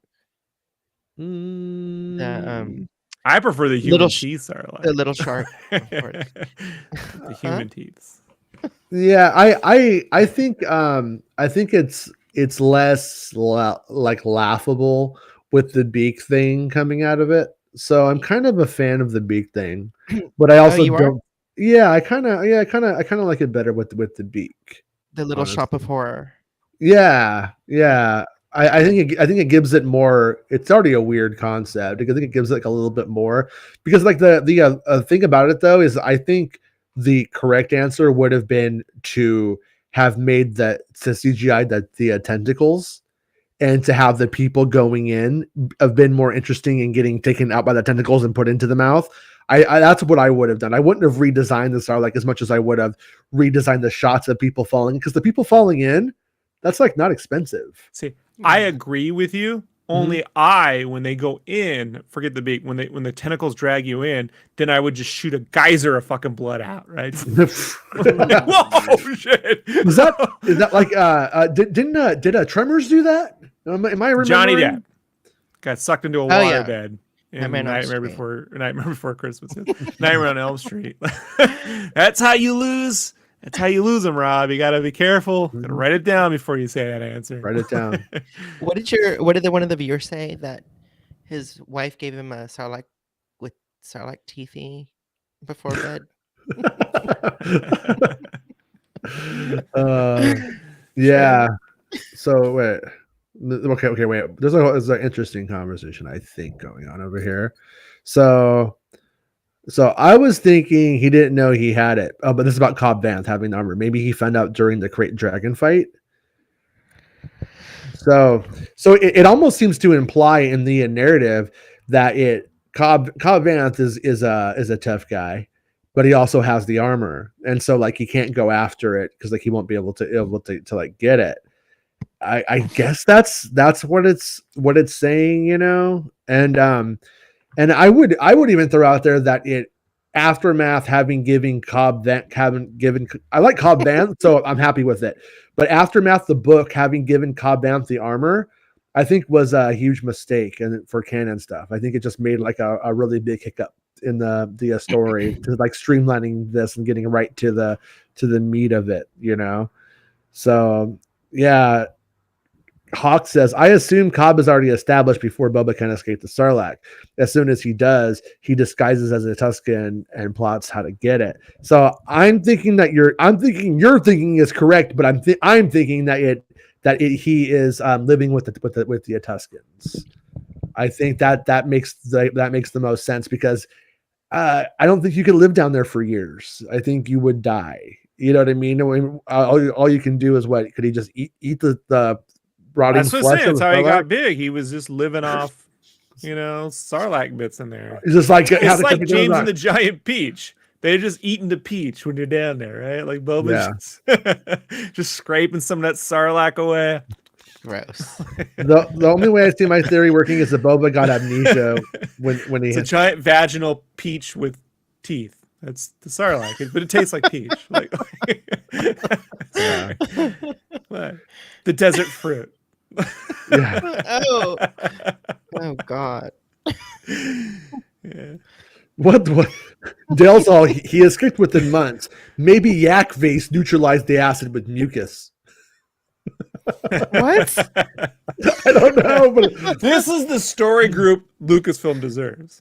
Right? Like this is. I think it makes the most sense that he goes into the Sarlacc, he comes out very close after, but he is.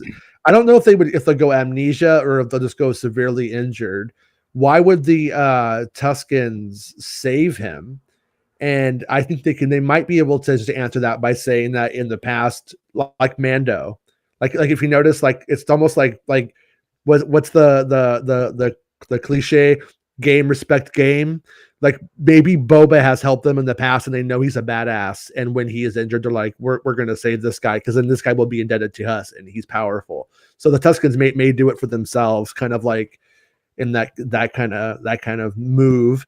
And then, but I'm thinking he has to live with them for like 4 years, 4 or 5 years. He's got to live or with they're hooked on Kimoni and Coke and they know he can get him a sick deal. True. But they don't. The Tuskens don't know the Kamonians or Kaminoans. Sorry, we're Kaminoans. Kaminoans. Okay, whatever. Yeah, big difference. And then, dude, after the way you treated Nemodians in this show, and now you're doing that to the Kaminoans as well. Magnetize. Yeah. They don't know that they're all dead. I actually don't like that Revenge of the Sith became less racist all of a sudden and had the guy who says magnetize just be like, don't be magnetized. It's like they have this like Godzilla Japanese voice for the whole time. The only person, well, not the only person. I'll take that. I didn't see that as racist. I didn't, but yeah, no. George Lucas thinks that accents are funny, and I do too, honestly. Accents are funny. It's okay to like accents, and we have accents when we speak foreign languages. Yeah, but in a way, yeah. No, yes. in a way, we end up. Nothing's more funnier than transatlantic accents. So hold on, you must come on, everybody. We must talk all like this. Like nothing is more funny. Clone Wars starts with when that. Americans were like, "Let's get bougie as shit, talk really fast, and make sure that we sound British but American." Like every episode of the Clone Wars literally starts with that. War, the Nemodians. He thinks accents are. You want to know how I got myself in trouble last week? Right, my wife and I were talking, and I thought it would be funny to go, "Woman-splaining on the march," and and let me tell you, don't do that. Right, that's not a good recipe. Yeah. Don't. I sent a video to my Turkish friend. He speaks English, and the video was of a Southern guy, and he was talking with a very, very, very thick accent. He's like, I don't understand what he's saying. Yeah. And you have to like like Australians and they're different accents and that's kind of, I mean, with tiptoeing through this conversation no so carefully. On one hand, when we end up I think the accent conversation is a good one because you have like kind of two pathways to like take, and the first pathway is you have people speak Huttese and we don't know what they're saying and you subtitle it. I personally prefer that. I would rather that be very common. I would rather my kid have to read while he watches a Star Wars movie for a second just for the practice of it. I don't think it's bad. But they also I think mainstream studios are afraid of subtitles, and they don't want it. They want to make everything very dumbed down and easy for everyone who can't read. And but basically they don't want it. So you end up with by the way, I'm the only one who watched Visions with the subtitles. Yeah. Just saying. I've been trying to figure out how to add the subtitles. It's up in the top right. So but it's another story. Okay. When you drop the subtitles, you have two voices you can do. Or what are we gonna land on the beach? Like the guy from fucking Last Jedi when they land on the beach. Hey, you can't park here. You got Gordon Levitt, fucking Johansson, Smith Jones, whatever his name is, to come out and go, you can't land on the beach. And it's because they don't want to be branded as racist. And I would honestly, in a weird way, saying that it's Star Wars being more open and adopting the use of different voices and accents and stuff like that as being fine and normal and a part of the universe that we live in is maybe a better message. English with it. I like it when they speak alien languages. Yeah, you know, no, and that's what I'm saying. Like I like. Agreed. Like Greedo. I don't want Greedo speaking English. Like when you watch those behind the scenes clips on set and it's actually Greedo talking, it's like I don't like it. Speak on, don't you die? Like whatever. Like I like that. Do that thing. Yeah. Well, they end up in the position now where they either do subtitles or they go, oh, magnetize. That's every fucking voice. I feel like modern Lucas would have shot it like, now see here, Solo. Yeah, see, you gotta get me that money. Your job is gonna get you, see? Yeah. Well, that's a callback, all right. But that is the one thing about George Lucas Star Wars when it comes to accents. It wasn't like he only maligned certain people. He maligned accents across the board. He bastardized every accent on Earth. I don't even know what Padme's doing. Like, let's just think about her accents. I believe that's called bored bitch. that's a bored bitch accent. I will not lead. I will not condone it. This is really good stuff. Hold on. Okay. Yeah. What's actually weird, Max, is I don't know if you remember, but when the Phantom Menace trailers came out, she's like, I will not condone a course of action that will lead us to war. And then they modulated her voice down, and it's like, I will not condone a course of action. They tried to make her sound like Kate Blanchett and Elizabeth. That was remember that. Yeah, and of course they didn't film it that way. They decided it in editorial that's what they were going to do, and it makes her performance fucking bizarre. You know, at the end of the day, a part of me loves it. A part of me loves it. It's like it's so weird and unnatural that I actually find myself drawn to it when I watch it. But when you hear her say the lines in a normal voice, it's better. Yeah. The best movie ever for someone who starts with an accent and then just goes away in the film was Blood Rain. Michelle Rodriguez tries to do this English accent, and that's gone three scenes into it. Like they shot the movie in order, you know, right. Uwe Boll, and was like, oh, we're not going back to that other shit. So like she just stops doing it. She just starts talking like Michelle Rodriguez. It's even funny. It's even funny to hear people doing American accents, like. Yeah, and I'm sorry. I'm going to use this because it's Andrew Garfield. Well, just to even Andrew Garfield. Sorry. No, just to hear like, and I'm sorry, using the example, friends from Turkey singing English, they tighten, the words, almost like it's a forced American accent. You know what I mean? Yeah. It's interesting. So that's why I think like the accent shit isn't racist. I don't think it is. Whenever it's stereotypical, and so what you're looking at half the time though, but half the time what it's actually used for is punching down. You know, like That's the problem you run the risk of, is it sounds like you're making fun of versus people who are speaking a second language. I mean, who's speaking Huttese as a second language other than Darth Nihilus at Comic-Con? Like, so I get you, Max, but yeah. The way around is always have them speaking alien languages, And there's real aliens out there. There are. They are. Here it is. This one, oh, this is the Phantom Menace. Yeah, I think it's in this trailer that we can hear her say it. Oh, just got the video demonetized because they heard 1 second of that. Did she really? Probably. It's how they roll.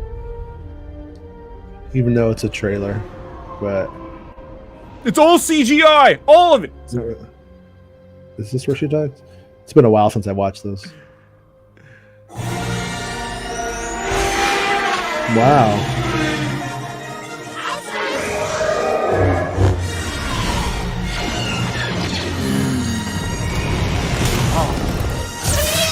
Would have been funnier if it was a Muppet.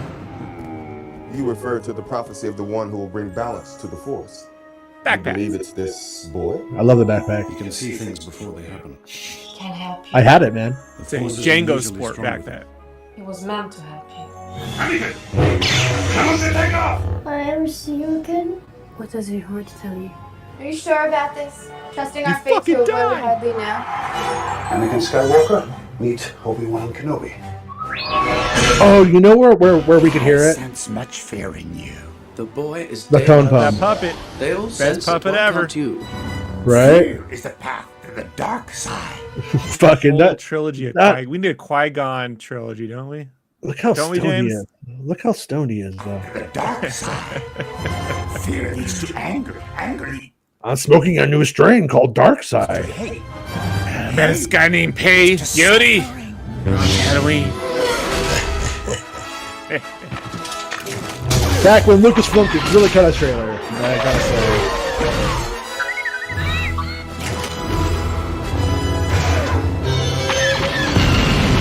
One robot that's CGI. Only one robot should have been CGI? I'm just saying, if you're gonna do 3PO, he should have been CGI. That's your CGI character. You don't need a CGI Jar Jar. Have 3PO in the covering without the coverings be the CGI character. This is so weird. So weird. God, this is and it's my favorite of the prequels. Sorry, but Melon is weird. It's okay now. Yeah, well, it kind of was. I mean, see, he was kind of CGI in the sense that if the puppeteer was completely being removed, you know what I mean? And I want KFC now. You want KFC now? Yeah, actually, I'm hearing static on your end, Max. I'm gonna close out, okay? And I'll go on. Okay. Transmissions must be only one thing. I'll be right back.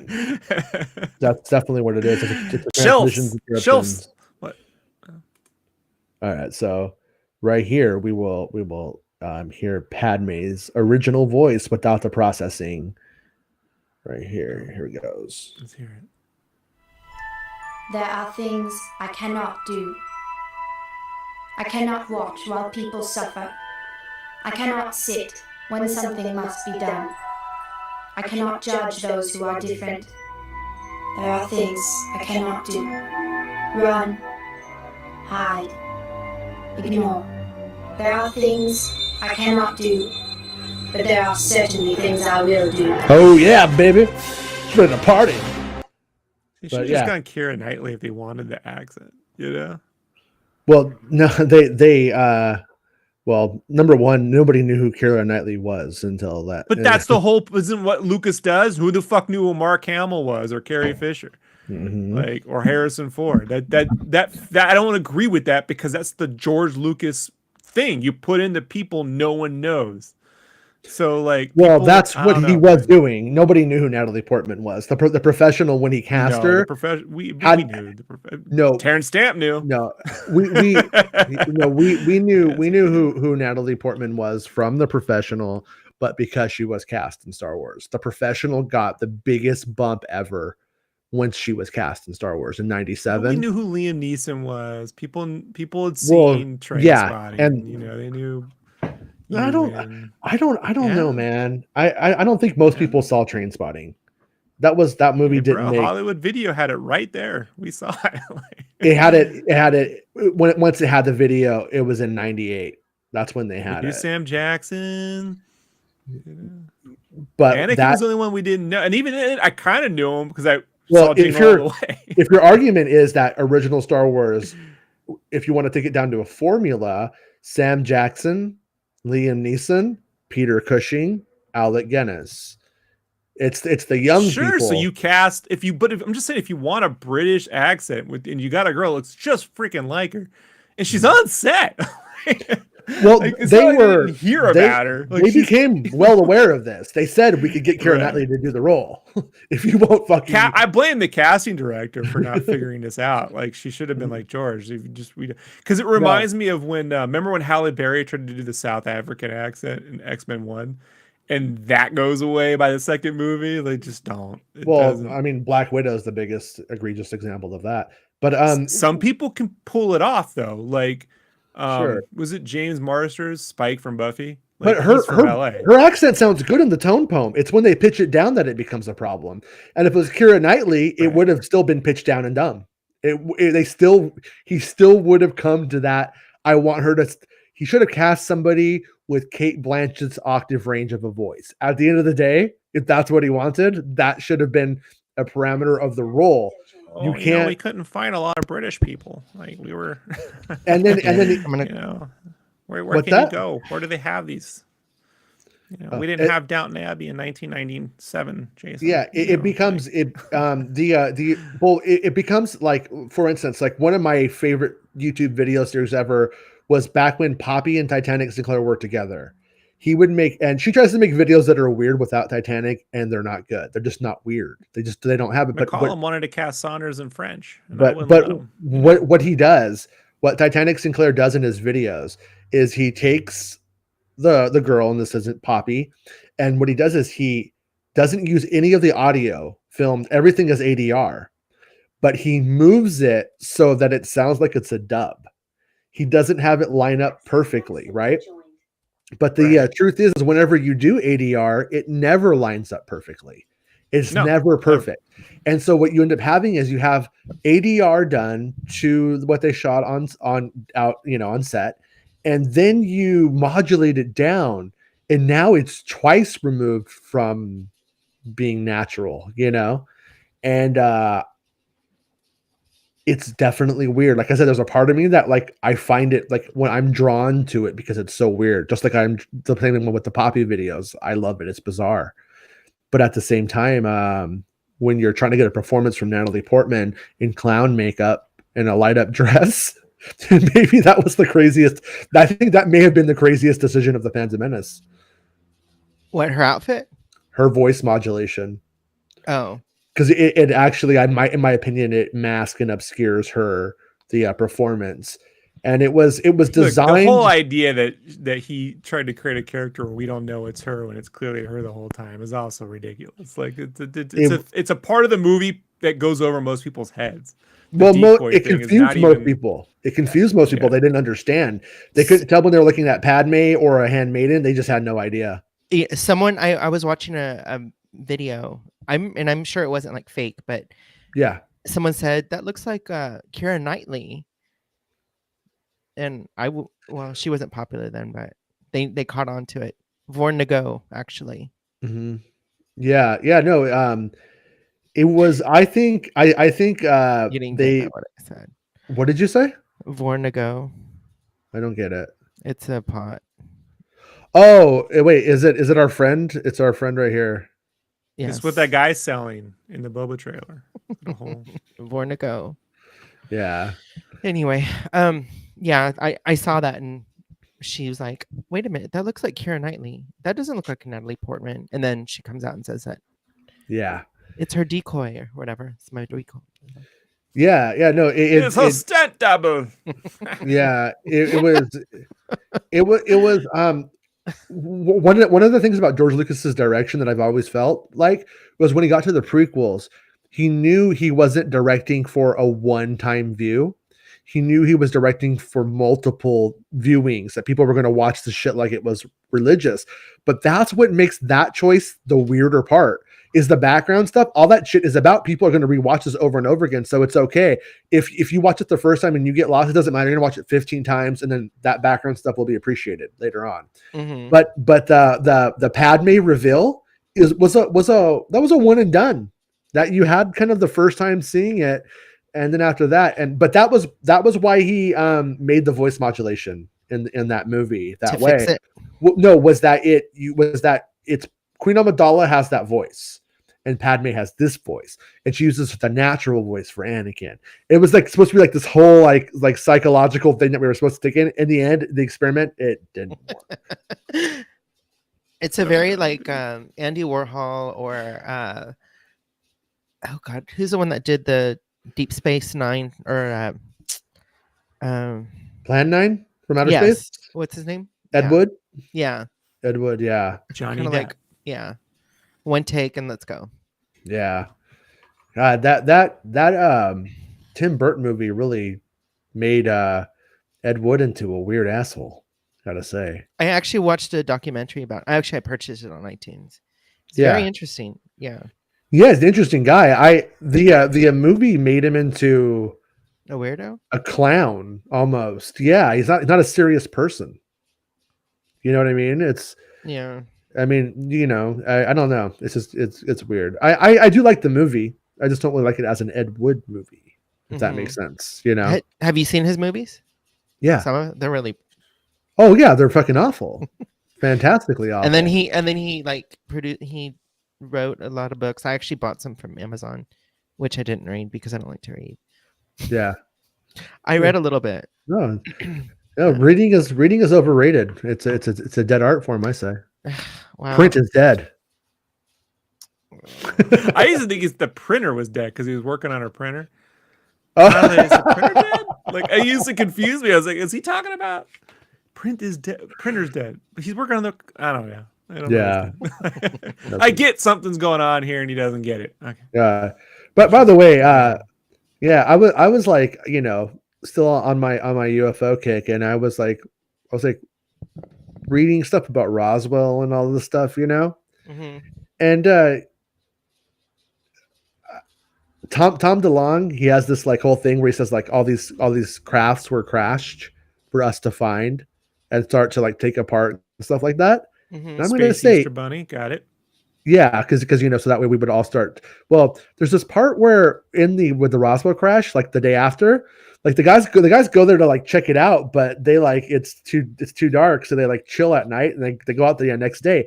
There's fucking kids playing with the wreckage and shit. Yeah. And so I'm gonna throw it out there that if there were dead alien bodies out there, there wouldn't have been kids playing with the wreckage. That doesn't make sense, does it? So in that story, I was like thinking about that. I'm like, yeah. But these were like 40s kids. They were probably out there going, "Oh, alien!" With its body, you know. Let's put a stick in his butt. Look, it's an effigy from another planet. Oh, down with Mars.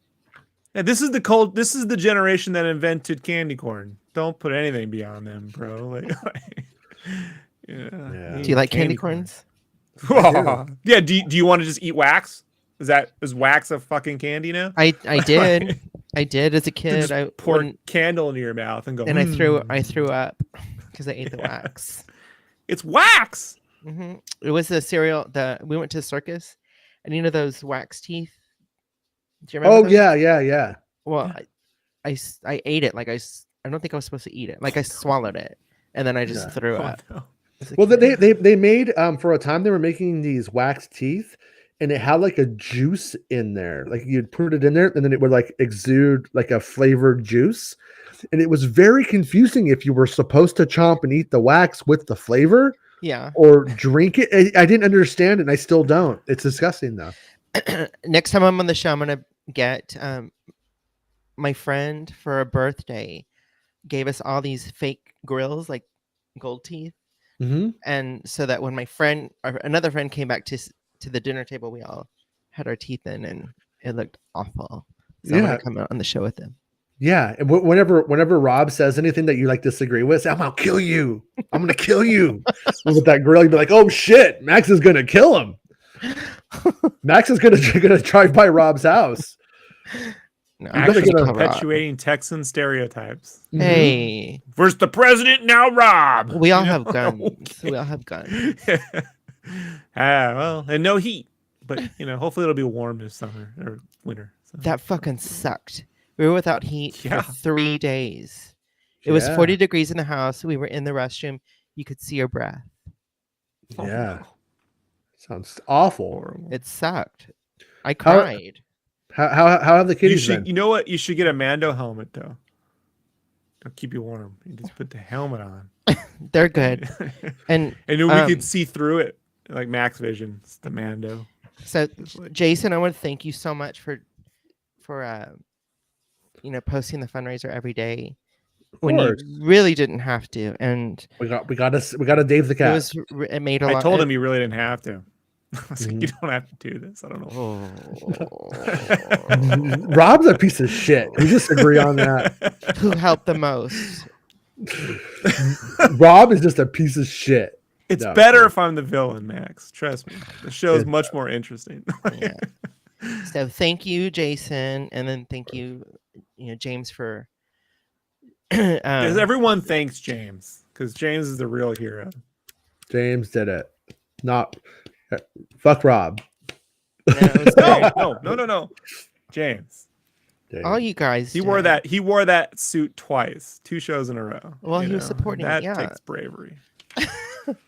So I was driving in the car. I was in between rides, right? And I was listening to the show, and then he made the announcement about the Billy D. Williams, and I'm a baby, so I started crying in the car, and I was like, "Oh, you cried? You cried?" No, I'm kidding. No, it was really touching. It was nice. Yeah. It's almost like young Stern when that clip when Stern's a kid, and he says something about the J word from derogatory term for. Sorry.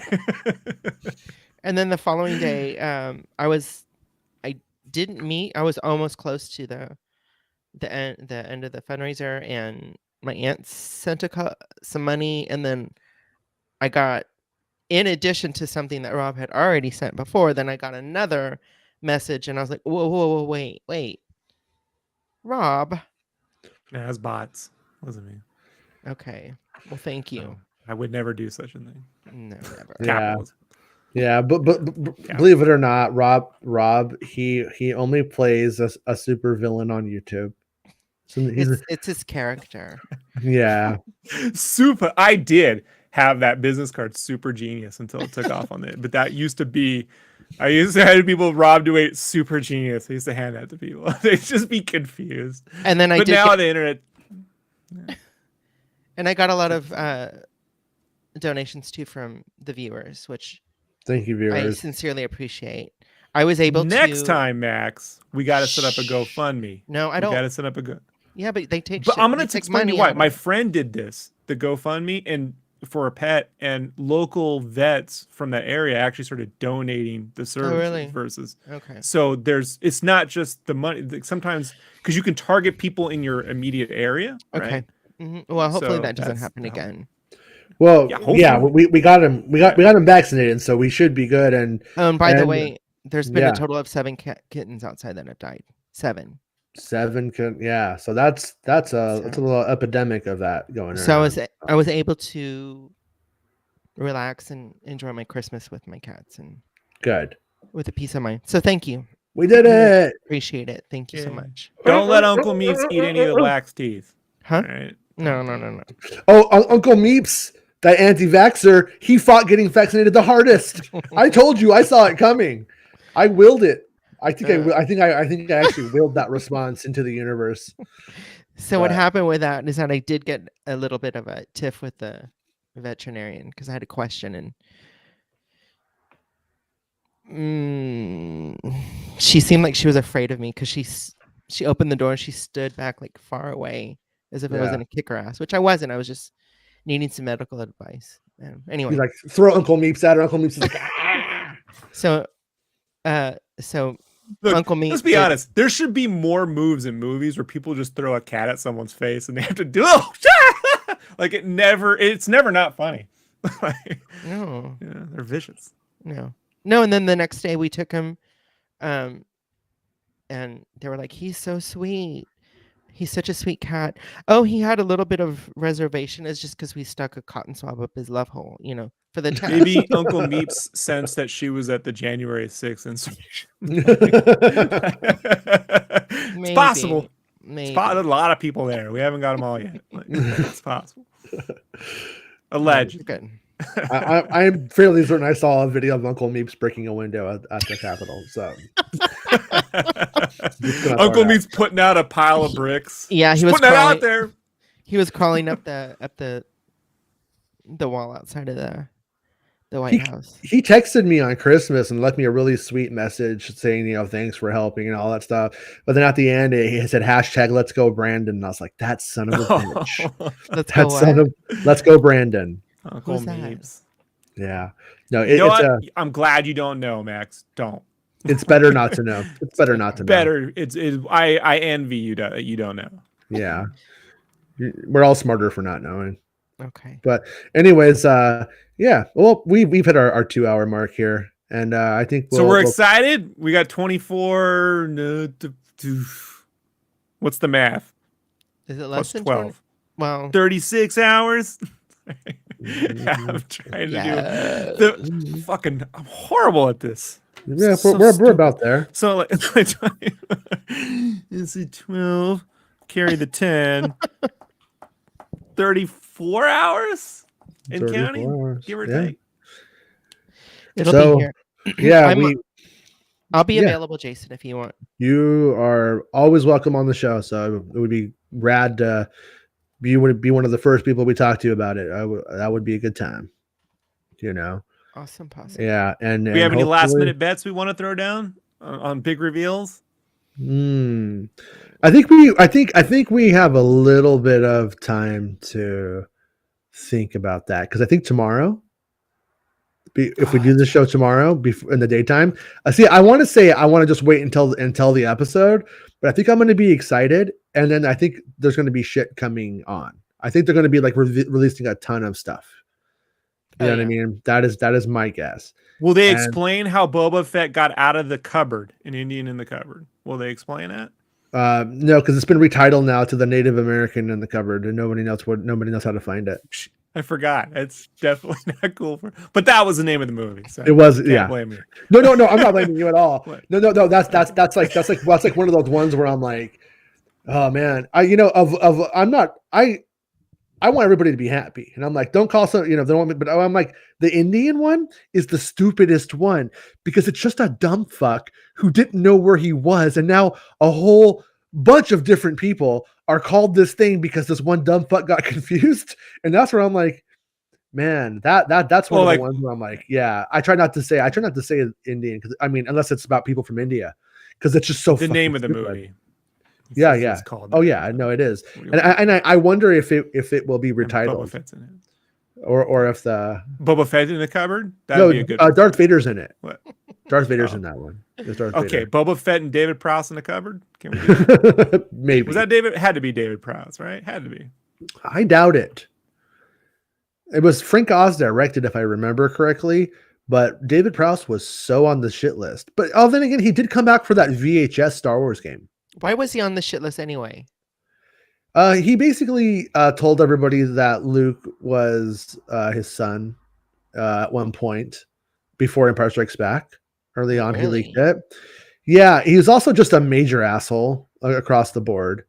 And he's the only guy my uncle ever complained about meeting at Comic-Con. Really? In the late 70s, early 80s. Yeah, my uncle was he was at the Star Wars presentation in like 76, right? At Comic-Con, whatever that was. He was there to go see Leonard Nimoy for Mission Impossible. He wanted to meet Leonard Nimoy. And he was there for that. And then he was like, oh, this thing Star Wars is coming out. It's going to be amazing. But then he would tell me, and I later met this guy, David Prowse. He's a real asshole. And I never heard my uncle say anyone was an asshole at these cons, Did he say what he sad. Huh? Did he Just say he was what a he real did? dick. Like he was just a dick. Well, like, no, he didn't. He just said he was an asshole. Lucasfilm, he leaked that. He said that his voice was changed so that way they could put a black person in it. Which was like the most idiotic thing you could say because you can't even see him. James Earl Jones could have been fucking green and he would have got the role. You know what I mean? Because of that voice. And but he made it into that when Lucasfilm was already fighting George Lucas very valid criticisms that's a white ass galaxy, isn't it, George? And and stuff like that, and didn't make that any better. And yeah, by the time they get to Return of the Jedi, this guy named Bob he lied about being able to sword fight. He couldn't sword fight. This guy named Bob Anderson plays Darth. Well, he could, just not the one you know. Yeah, sword fight. Yeah. He could sword fight at a urinal, but he could not sword fight in a Star Wars film. And so Bob Anderson does most of the important stuff in Empire Strikes Back and Return of the Jedi. But by Return of the Jedi, the only thing that David Prowse is doing is picking up the Emperor and throwing him into the pit, and that's because he was the only one strong enough to. Bob Anderson was just a stuntman, sword master dude who didn't have that kind of upper body strength to be able to like do that. So he sucks, and he was pretty much written off and excommunicated from Lucasfilm entirely. You know what I'm shocked about is that they just didn't have Peter Mayhew play both. Like in the classic Lucas fashion of saving some money, you know what I mean? Like you already got a guy who's like 9 feet tall, you know, like he could put on the costume and do the exact same thing, you know, like it is interesting that he had to get someone else because he was like buff, and I'm like, you can't tell Vader's buff. Like you just once you put all that gear on him, it's irrelevant. Like so, whatevs. It's like there's moments when I see Darth Vader used in other things and the movement does seem kind of off or a little bit wrong. Like it does still happen. But I have to say though, most likely I think that I'm curious to see how Obi-Wan Kenobi plays Darth Vader off in that one. And have they learned a lot about making Darth Vader's movement and flow very on or not? Because I've seen things from Kenobi that make me think not necessarily, so for what it's worth. But we'll have to see how that all pans out. But all right, everyone, we will be back. I think we plan on being back tomorrow at 11 a.m. Pacific Standard Time. If anything huge happens, I'll jump back on. If you guys can, I'll send you the invite. And then if not, otherwise we'll do it tomorrow. And then we'll everyone can bring their Boba Fett predictions tomorrow to the table, and then we'll be back that night. And we'll do an after show. See you on Fortnite with your Rick rolling Bobas. Oh man, I forgot to tell the story. I'll tell it tomorrow. I got Chris back pretty good because remember how his grandma was Dengar? Did you see that moment? Yes, I did. Yeah. Oh, I'll show it now. I'll show it again tomorrow with the chat.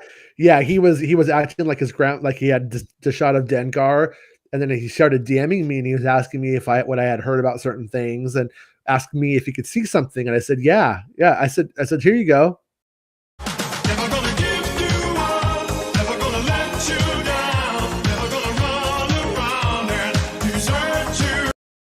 It's not about spaceships.